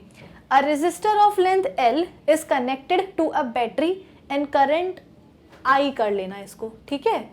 एक कंडक्टर है जिसका लेंथ L है, जिसको कनेक्ट किया गया है एक बैटरी के साथ और उसमें करंट I जो है फ्लो हो रहा है। If it is divided into 3 parts by length, ठीक है, and all having the same cross sectional area are connected in series with the same battery, the current flowing through them will be. यानी कि हुआ क्या, आपके पास एक wire है जिसका लेंथ कितना है, जिसका लेंथ है L, ठीक है। अब उसको आपने एक बैटरी के साथ कनेक्ट किया, तो जब आपने उस वायर को बैटरी के साथ कनेक्ट किया तो उसमें करंट फ्लो होने लगा। कितना होने लगा? आई अमाउंट होने लगा करंट फ्लो। इसके बाद में आपने सेम इसी वायर को क्या करा, आपने उसको 3 इक्वल पार्ट्स में डिवाइड कर दिया। यानी कि आपने एक वायर लिया, उसको सबसे पहले एक बैटरी के अक्रॉस जोड़ा, तो उसमें करंट फ्लो होने लगा कितना? आई, और उस वायर की लेंथ कितनी थी? एल थी। फिर आपने उसी वायर को 3 इक्वल पार्ट्स में लेंथ वाइज डिवाइड कर दिया। ठीक है, तो आपके पास जो 3 इक्वल पार्ट्स आए हैं वायर के, सभी तीनों पार्ट्स का जो क्रॉस सेक्शन एरिया है वो कितना है? बराबर बराबर है। ठीक है, फिर इसके बाद में बोला कि इन तीनों ही इक्वल पीसेस को एक साथ सीरीज में जोड़ा गया, कनेक्ट किया गया सीरीज में सेम बैटरी के साथ। अब बताना है कि जो करंट है वो कितना उनके थ्रू फ्लो होगा। तो एक बात तो यहाँ पे क्लियर है कि तीनों ही पीसेस को हमने सीरीज में जोड़ के रखा है, और सीरीज में हमें पता है कि करंट का डिस्ट्रीब्यूशन नहीं होता है। तो जितना करंट एक पीस में जा रहा है उतने ही अमाउंट का करंट सेकेंड और थर्ड पीस के अक्रॉस भी जाने वाला है। ठीक है, तो एक अच्छी बात तो यहाँ पे हमसे कर ली गई है। चलो, तो सबसे पहले हम क्या करते हैं, जब हमारे वायर को हमने तोड़ा नहीं था तो उसमें करंट कितना फ्लो हो रहा था? उसमें करंट फ्लो हो रहा था आई। ठीक है, एक काम करते हैं ना, ओम्स लॉ हम लिख ही लेते हैं। ओम्स लॉ क्या होता है? V is equals to I into में R। तो करंट कितना फ्लो हो रहा था? करंट हो रहा था V अपॉन R, है ना। अब हुआ क्या? अब यहाँ पे हम बोल रहे हैं कि उसी वायर को हमने 3 इक्वल पार्ट्स में डिवाइड कर दी। ये वायर था, इसको हमने 3 इक्वल पार्ट्स में लेंथ वाइज डिवाइड किया है। आप खुद ही बताओ, अगर आपके पास एक वायर है और उसकी लेंथ L है, और अगर आपने उसको 2 भागों में डिवाइड कर दिया, तो हर एक इक्वल पार्ट का लेंथ कितना हो जाएगा? L/2, है ना। एक आपके पास वायर है और उसको आपने 2 टुकड़ों में डिवाइड कर दिया, और दोनों ही पीसेस का जो लेंथ है वो कितना है? बराबर है। तो हर एक पीस की लेंथ कितनी हो जाएगी? ये ए क्यों लिख दिया मैंने, यहाँ पे 2 आएगा। ठीक है, तो इसकी भी लेंथ कितनी हो जाएगी? L/2, और इसकी भी लेंथ कितनी हो जाएगी? L/2। इतना आया समझ में आपको? सिमिलरली हमारे पास जो वायर है उसकी लेंथ कितनी थी? L थी, और इस L लेंथ के वायर को हम अब 3 इक्वल पीसेस में डिवाइड कर रहे हैं। तो हर एक पीस की लेंथ कितनी हो जाएगी? हर एक पीस की लेंथ हो जाएगी L/3, L/3 और L/3। आई आपको बात समझ में? इनिशियली जो आपके पास वायर था उसका क्रॉस सेक्शन एरिया कितना था? सपोज A था। अब आपने जो वायर लिया है उसको आपने लेंथ वाइज 3 इक्वल पार्ट्स में डिवाइड कर दिया है, क्रॉस सेक्शन एरिया को आपने नहीं छेड़ा है। इसका मतलब क्या कि इस वाले पीस का भी क्रॉस सेक्शन एरिया A होगा, इसका भी और इसका भी। लेंथ डिवाइड हो रही है क्योंकि आपने अपने वायर को लेंथ वाइज तोड़ा है, डिवाइड किया है, लेकिन क्रॉस सेक्शन एरिया क्या होगा? सभी का बराबर होगा। कितना होगा? A और A। ठीक है, अब क्या करते हैं, चलो इस पीस के अक्रॉस जो रेजिस्टेंस है हम वो निकालते हैं। तो सपोज इस पीस का नाम मैंने रख दिया कितना? 1, इसका रख दिया मैंने 2, और इसका रख दिया कितना? 3। ठीक है, तो फर्स्ट वाले पीस के अक्रॉस जो रेजिस्टेंस होगा वो कितना होगा? R1 is equals to rho L upon A। ठीक है, अब कितना हो जाएगा? L कितना है? L है यहाँ पे L/3, तो ये कितना हो जाएगा? 3 रो, सॉरी यहाँ पे हम बोलते हैं कि रो L अपॉन 3A। ठीक है, तो इस फर्स्ट पीस के अक्रॉस रेजिस्टेंस कितना है? R1 is equals to rho L upon 3A। Similarly R2 के अक्रॉस कितना होगा? R2 के अक्रॉस भी इतना ही होगा। क्यों? क्योंकि आपने वायर को तोड़ा है, उसका क्रॉस सेक्शन एरिया वही रहेगा, उसकी रेजिस्टिविटी भी वही रहेगी। क्यों वही रहेगी? क्योंकि भाई आपने सेम वायर को तोड़ा है। ऐसा नहीं है कि आपने इनिशियली आपके पास एक अलग टाइप का वायर था, दूसरे बार जो आप वायर लेकर के आए वो अलग टाइप का था, अलग मटेरियल का था, इसके बाद में आपने उसको 3 इक्वल पार्ट्स में डिवाइड किया है। नहीं, आप एक ही वायर के साथ काम कर रहे हो। ठीक है, तो R2 यानी कि सेकेंड वाले पीस का जो रेजिस्टेंस है उसका भी कितना हो जाएगा? रो L अपॉन 3A। आई आपको बात समझ में? सिमिलरली हम बोलते हैं कि जो R3 है, R3 भी कितना हो जाएगा? R3 भी हम बोलते हैं कितना हो जाएगा? रो L अपॉन A। यहाँ पे हम बोलते हैं कि 3 भी आएगा। क्यों? क्योंकि L/3 हो गई है ना, इसलिए। तो इस पीस का जो रेजिस्टेंस है वो भी कितना हो जाएगा? रो L अपॉन 3A हो जाएगा। ठीक है, तो अब हमने तीनों ही पीसेस के अक्रॉस जो रेजिस्टेंस है वो हम निकाल चुके हैं। इतना आपको समझ में आया? अब यहाँ पे हम क्या करते हैं कि हम तीनों ही पीसेस का जो रेजिस्टेंस है उसको हम ऐड कर लेते हैं। ठीक है, तो यहाँ पे हम क्या कर रहे हैं, R1 plus R2 plus R3 कर रहे हैं। ठीक है, तो कितना हो जाएगा, देखो इधर पे, ये हम बोलते हैं कि रो L/3A प्लस रो L/3A प्लस रो L/3A, तो ये कितना हो जाएगा, 3 रो L/3A, यानी कि ये 3 से ये 3 चला गया, बचा कितना, रो L/A। तो तीनों ही पीसेस का जो रेजिस्टेंस का जो सम है वो कितना आया है, रो L/A आया है। अब जरा वापस से आ जाओ किसके ऊपर, अपने पहले वाले केस के ऊपर, जब आपने अपने वायर को कट नहीं किया था। तो जब आपने अपने वायर को कट नहीं किया था उस समय उसका रेजिस्टेंस कितना था, उस समय उसका रेजिस्टेंस हम बोलते हैं कि रो L/A ही हुआ होगा। क्यों, क्योंकि वायर की लेंथ कितनी थी, L थी, उसका क्रॉस सेक्शन एरिया कितना था, A था, रेजिस्टिविटी कितनी थी, रो थी। तो जब आपने अपने वायर को कट नहीं किया है उस समय उसका रेजिस्टेंस कितना था, रो L/A था। फिर इसके बाद में जब आपने अपने वायर को 3 इक्वल पार्ट्स में डिवाइड कर दिया तो हर एक पार्ट का लेंथ कितना हो गया, L/3 हो गया, क्रॉस सेक्शन एरिया वही का वही रहा, रेजिस्टिविटी वही की वही रही, और आपने हर एक इक्वल पार्ट का जो है रेजिस्टेंस निकाल लिया। और फिर इसके बाद में आपने तीनों ही इक्वल पार्ट्स के रेजिस्टेंस को ऐड करा तो कितना आया, रो L/A आया। इसका मतलब क्या, कि जो इक्विवेलेंट रेजिस्टेंस है ना वो क्या है, बराबर है, किसके बराबर है, पुराने वाले रेजिस्टेंस के बराबर है, तब जब आपने अपने वायर को कट नहीं किया था। यानी कि रेजिस्टेंस कैसा है, रेजिस्टेंस तो सेम ही है भाई। हमारा जो करंट होता है, ओम्स लॉ क्या होता है, according to ohm's law V is to I/R। I किस पे डिपेंड करता है, I डिपेंड करता है V/R पे, एक डिपेंड करता है वो पोटेंशियल डिफरेंस पे, दूसरा वो डिपेंड करता है रेजिस्टेंस पे। ठीक है, हमने क्या करा, हमने यहाँ पे कंक्लूजन ये निकाला कि जब आप अपने वायर को कट नहीं कर रहे हो तो भी उसका रेजिस्टेंस कितना है, रो L/A है। जब आप अपने वायर को 3 इक्वल पार्ट्स में डिवाइड कर रहे हो तो भी R इक्विवेलेंट कितना निकल करके आ रहा है, रो L/A आ रहा है। इसका मतलब क्या भाई, यहाँ पे हमने R इक्विवेलेंट को R1 plus R2 plus R3 क्यों किया, वो इसलिए किया क्योंकि सवाल में यहाँ पे हमको गिवन है कि तीनों ही पीसेस को हमने क्या किया है, कनेक्ट कर दिया है सीरीज में। और सीरीज कनेक्शन में रेजिस्टेंस को हम R इक्विवेलेंट हम कैसे निकालते हैं, R1 plus R2 plus R3 से निकालते हैं। इसीलिए हर एक इंडिविजुअल पार्ट का रेजिस्टेंस मैंने निकाला और उस रेजिस्टेंस को मैंने क्या किया, सभी को R इक्विवेलेंट निकालने के लिए क्या कर दिया, ऐड कर दिया। तो कितना आया, रो L/A आया। ठीक है, इसको मैं थोड़ा सा मार्जिन बना देती हूं तो आपको कंफ्यूजन नहीं होगी। ये रही क्या इसकी मार्जिन, ये वाला। ठीक है, तो तीनों ही पीसेस के रेजिस्टेंस को जब ऐड करा मैंने, R इक्विवेलेंट निकाला तो कितना आया, रो L/A। यानी कि चाहे वायर कट करो चाहे ना करो, कट करने पर भी रेजिस्टेंस कितना है, रो L/A है, और ना कट करने पर भी कितना है, रो L/A है। इसका मतलब क्या, कि रेजिस्टेंस चेंज नहीं हो रहा है। तो अगर रेजिस्टेंस चेंज नहीं हो रहा है, रेजिस्टेंस हम बोलते हैं कि सेम है, तो करंट के पास अब कौन बचा डिपेंडेंट होने के लिए, पोटेंशियल। अब यहां पे ये भी बोला गया है कि सेम बैटरी के साथ कनेक्ट करा गया है। एक सिंगल वायर को भी आपने एक बैटरी के साथ कनेक्ट किया था, उसी बैटरी के साथ आपने अपने वायर के 3 इक्वल पीसेस को कनेक्ट किया, यानी कि बैटरी सेम है। और बैटरी सेम है इसका मतलब क्या, कि पोटेंशियल डिफरेंस भी क्या होने वाला है, सेम है।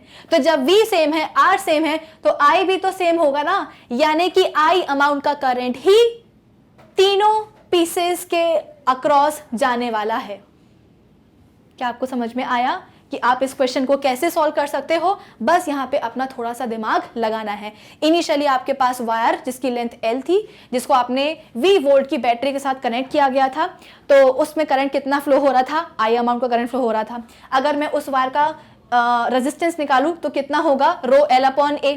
ठीक है, फिर आपने इसी वायर को 3 इक्वल पार्ट्स में डिवाइड करा, तो हर एक पार्ट का जो लेंथ है वो कितना हो जाएगा, L/3, L/3 और L/3।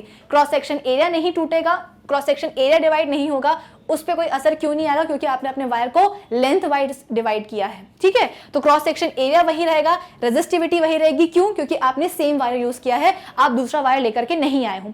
तो रेजिस्टिविटी चेंज नहीं होगी, क्रॉस सेक्शन एरिया चेंज नहीं होगा, बस हम बोलते हैं कि लेंथ चेंज हो जाएगी। अब हमने क्या किया, हर एक इंडिविजुअल पीस का जो रेजिस्टेंस है वो हमने निकाल लिया, R1, R2 और R3 के नाम से। फिर हमने क्या किया, सवाल में बोला गया है कि तीनों पीसेस को क्या करना है, सीरीज में कनेक्ट करना है। तो सीरीज में जब हम कनेक्ट करते हैं रेजिस्टर्स को, तो R इक्विवेलेंट कैसे निकालते हैं, R1 plus R2 plus R3, वही हमने किया। तो कितना आ जाएगा, तीनों ही इक्वल पीसेस के का जो रेजिस्टेंस है उसको जब हमने ऐड किया तो कितना आ गया, रो एल अपॉन ए। तो हमको ये समझ में आया कि भाई जब हमने अपने वायर को कट नहीं किया था तो भी रेजिस्टेंस कितना था, रो एल अपॉन ए था। जब हमने उसको 3 इक्वल भागों में डिवाइड कर दिया तो भी रेजिस्टेंस कितना आया है, रो एल अपॉन ए आया है। इसका मतलब क्या कि रेजिस्टेंस चेंज नहीं हो रहा है। According to ohm's law V is equal to I upon R. I किस पे डिपेंडेंट होता है, V, और R पे डिपेंडेंट होता है। R तो यहाँ पे चेंज हुआ ही नहीं। रही बात V की, तो यहाँ पे क्लियरली बोला जा रहा है सवाल में कि बैटरी क्या है, सेम ही है। इसका मतलब क्या कि V भी चेंज नहीं हो रहा। तो जब V सेम है, R सेम है, तो I भी तो सेम रहेगा ना। यानी कि हमारे तीनों पीसेस के अक्रॉस जब हम उनको हम क्या करेंगे, सीरीज में कनेक्ट करेंगे तो करंट कितना बहेगा, करंट हम बोलते हैं कि I ही बहेगा। ठीक है, तो मुझे लगता है कि ये क्वेश्चन सभी बच्चों के समझ में आ गया होगा। चलो अब हम बात करते हैं अपने नेक्स्ट क्वेश्चन की। Two resistances R1 and R2 are connected with a cell in parallel. ठीक है, find the ratio of the current flowing through R1 to the current flowing R2।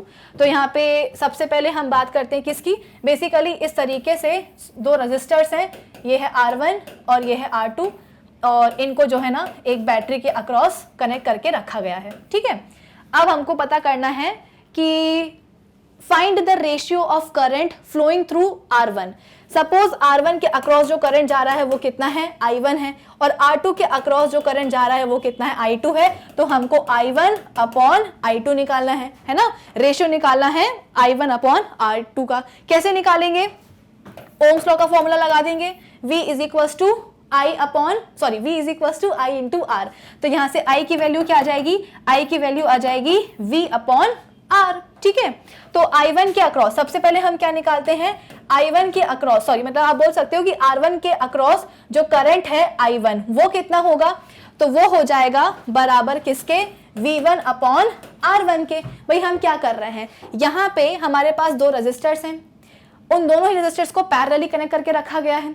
अब पूछा गया है कि R1 के अक्रॉस सपोज अगर I1 करंट फ्लो हो रहा है, R2 के अक्रॉस अगर I2 करंट फ्लो हो रहा है, तो I1 और I2 का रेशियो निकालना है। तो सबसे पहले हम क्या करते हैं, R1 रेजिस्टर के अक्रॉस जो करंट फ्लो हो रहा है वो निकालते हैं। कैसे निकालते हैं, ओम्स लॉ का फॉर्मूला यूज करके। V is equal to I into R होता है, तो I कितना हो जाएगा, V बाय R के बराबर हो जाएगा। तो R1 रेजिस्टर के अक्रॉस जो करंट है वो कितना है, I1 है। I1 किसके बराबर हो जाएगा, V1 अपॉन R1 के। ठीक है, सिमिलरली जो I2 है यानी कि R2 रेजिस्टर के अक्रॉस जो करंट है उसकी वैल्यू कितनी हो जाएगी, V2 अपॉन R2।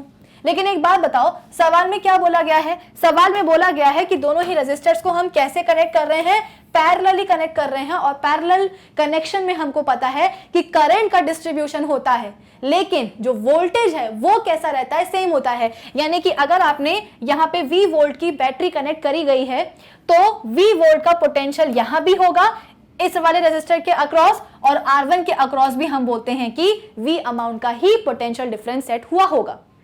आया आपको बात समझ में? तो यहाँ पे आप बोल सकते हो कि V1 किसके बराबर हो जाएगा, V2 के बराबर हो जाएगा। क्यों? क्योंकि आपके दोनों के दोनों रेजिस्टर्स कैसे कनेक्टेड हैं, पैरेलली कनेक्टेड हैं।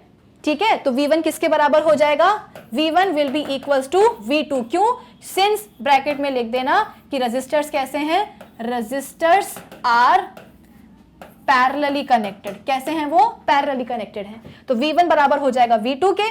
तो यहाँ पे आप लिख सकते हो I1 is equals to 1 upon, या V लिख देना। ठीक है, कितना लिख दोगे यहाँ पे आप, I1 is equals to V upon R1, I2 is equals to कितना हो जाएगा, V अपॉन R2। तो यहाँ पे आप कैसे लिख सकते हो, V अपॉन R1 ऊपर चला जाएगा, कितना हो जाएगा, R2 अपॉन V1। V से V चला गया, कितना बचा, R2 अपॉन R1। ठीक है, तो I1 अपॉन I2 का रेशियो कितना हो जाएगा, R2 अपॉन R1। तो क्या यहाँ पे ऑप्शन है, बिल्कुल है, option B is the correct option. ठीक है, कैसे निकाला वो मैं आपको बता चुकी हूँ। चलो अब हम जल्दी से चलते हैं अपने next. Which of the given statements is true regarding ammeter and voltmeter. अब आपके सामने कुछ ऑप्शंस हैं और इनमें आपको बताना है कि एम मीटर और वोल्ट मीटर के बारे में किस ऑप्शन में बातें सही दी गई हैं। ऑप्शन ए क्या है, ammeter is connected in series with the required device, और वोल्ट मीटर को पैरेलली कनेक्ट करते हैं, यानी कि आपके पास जो भी डिवाइस है अगर उसके डिवाइस के अक्रॉस कितना करंट जा रहा है तो मेजर करने के लिए आप एम मीटर को कैसे लगाओगे, एम मीटर को आप सीरीज में लगाओगे और वोल्टेज ड्रॉप कितना हो रहा है उस डिवाइस के अक्रॉस उसको नापने के लिए आप वोल्ट मीटर लगाओगे। कैसे लगाओगे? पैरेलली लगाओगे। ऑप्शन बी क्या है? Both ammeter and voltmeter are connected in series with the required device. Option C क्या है? The volt meter is connected in series with the device and ammeter in parallel. Option D, they can be connected in any way. तो चारों options में से आपको एक ऐसा option choose करना है जो कि वोल्ट मीटर और एम मीटर के के बारे में सही इंफॉर्मेशन बता रहा है। तो अभी अभी हमने अपने प्रीवियस क्वेश्चन में पढ़ा था कि वोल्ट मीटर को हम क्या करते हैं, हमेशा रिक्वायर्ड डिवाइस के पैरेलली ही कनेक्ट करते हैं। एक वोल्ट मीटर क्या होता है? हाई रेजिस्टेंस डिवाइस होता है ना। वोल्ट मीटर का हम बोलते हैं कि रेजिस्टेंस कैसा होता है? ज्यादा होता है।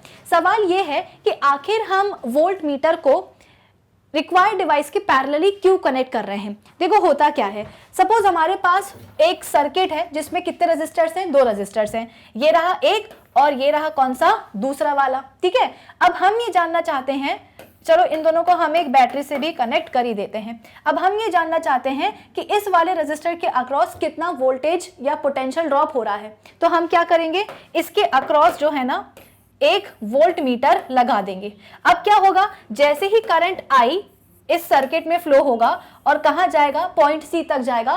पॉइंट सी पे जाने के बाद उसको रियलाइज होगा कि यार अब तो मेरे फ्लो करने के 2 रास्ते हैं, या तो मैं क्या करूं, या तो मैं इस रेजिस्टर के अक्रॉस चला जाऊं या फिर मैं ये भी कर सकता हूं कि इस जो वोल्ट मीटर लगा हुआ है इसके रास्ते चला जाऊं। भाई जैसे ही करंट हमारे सर्किट में आई अमाउंट का करंट बह रहा था, जैसे ही करंट सी तक पहुंचा उसने सोचा कि या तो मैं R1 के यानी कि इस वाले रेजिस्टर के अक्रॉस जा सकता हूं या मैं इसके अक्रॉस भी जा सकता हूं। लेकिन हुआ क्या, ये जो वोल्ट मीटर था ये कैसा था? एक हाई रेजिस्टेंस डिवाइस था। अगर करंट इसके पास जाएगा भी तो क्या होगा, ये करंट को बहने नहीं देगा अपने थ्रू। तो होगा क्या, घूम फिर के अल्टीमेटली करंट डिसाइड करेगा कि भैया इसके अक्रॉस जाना तो जो है ना अकलमंदी नहीं है, हम तो रेजिस्टर के अक्रॉस ही जाएंगे। ठीक है, सवाल यह है कि हम वोल्ट मीटर को सीरीज में कनेक्ट क्यों नहीं कर सकते रिक्वायर्ड डिवाइस के, यानी कि अगर इस डिवाइस के अक्रॉस हमें पोटेंशियल मेजर करना है ना, तो एक काम करते हैं ना, इसको हम कैसे अरेंज कर सकते हैं, इसको हम कुछ इस तरीके से अरेंज करते हैं कि इस वाले रेजिस्टर के सीरीज में हमने क्या जोड़ दिया, एक वोल्ट मीटर जोड़ दिया और बाद में हमने क्या करा, अपना दूसरा वाला रेजिस्टर जोड़ा। अब क्या होगा, आई अमाउंट का करंट जाएगा कहां, सबसे पहले इस रेजिस्टर के अक्रॉस, फिर इसके बाद में वही आई अमाउंट का करंट कहां जाएगा, इस वोल्ट मीटर के अक्रॉस। अब होगा क्या कि जैसे ही आई अमाउंट का करंट जाएगा इस वोल्ट मीटर के पास, जो कि हमारा वोल्ट मीटर क्या है, एक हाई रेजिस्टेंस डिवाइस है, ये अब करंट को आगे जाने नहीं देगा। समझ रहे हो आप इस चीज को कि आई अमाउंट का जो करंट है वो इस वाले रेजिस्टर के अक्रॉस गया, लो मिट्टी गया, फिर से बना देते हैं, इस वाले रेजिस्टर के अक्रॉस कितना गया करंट, आई अमाउंट का गया। ठीक है, फिर सेम अमाउंट का करंट कहां गया, इस वोल्ट मीटर के अक्रॉस भी गया। लेकिन हुआ क्या, क्योंकि इसका रेजिस्टेंस इतना ज्यादा था, अब यही आई अमाउंट का करंट बाहर निकलना चाह रहा है, दूसरे वाले रेजिस्टर के अक्रॉस जाना चाह रहा है, लेकिन वो जा ही नहीं पा रहा। क्यों? क्योंकि ये वोल्ट मीटर बीच में बैठा हुआ है ना, ये रोक रहा है करंट को जाने से। तो हुआ क्या, बेचारा करंट आगे उतने अमाउंट का जा ही नहीं पाया और अनफॉर्चुनेटली इस रेजिस्टर के अक्रॉस क्या हुआ, कम अमाउंट का करंट पहुंचा। जाना चाहिए था आई, क्यों? क्योंकि R1 और R2 सीरीज में कनेक्टेड हैं, तो आई अमाउंट का करंट ही R2 के पास जाना था, लेकिन वो जा नहीं पाया। क्यों? क्योंकि वोल्ट मीटर बैठा हुआ था। तो कहीं ना कहीं ये वोल्ट मीटर क्या कर रहा है, करंट को डिस्ट्रीब्यूट कर रहा है ना सीरीज कॉम्बिनेशन में, इसीलिए वोल्ट मीटर को हम क्या करते हैं, वोल्ट मीटर को हम आप बोल सकते हो कि रिक्वायर्ड डिवाइस के क्या करते हैं, पैरेलली कनेक्ट कर देते हैं। ठीक है, ताकि करंट का डिस्ट्रीब्यूशन ना हो, करंट के फ्लो पे कोई असर ना पहुंचे। अब बारी आती है किसकी, एम मीटर की।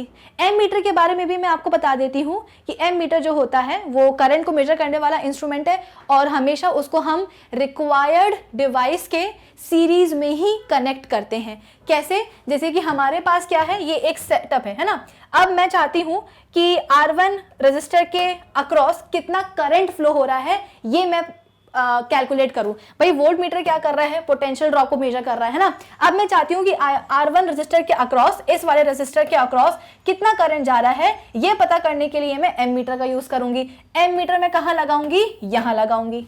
तो होगा क्या, जैसे ही आई अमाउंट का करंट पहुंचेगा कहां तक, R1 तक, R1 से निकलने के बाद वो कहां जाएगा, एम मीटर में जाएगा। तो एम मीटर क्या करेगा, उस आई अमाउंट के करंट की वैल्यू को नोट करेगा, कैलकुलेट करेगा और बता देगा कि भाई इतना करंट जो है ना R1 के अक्रॉस गया है।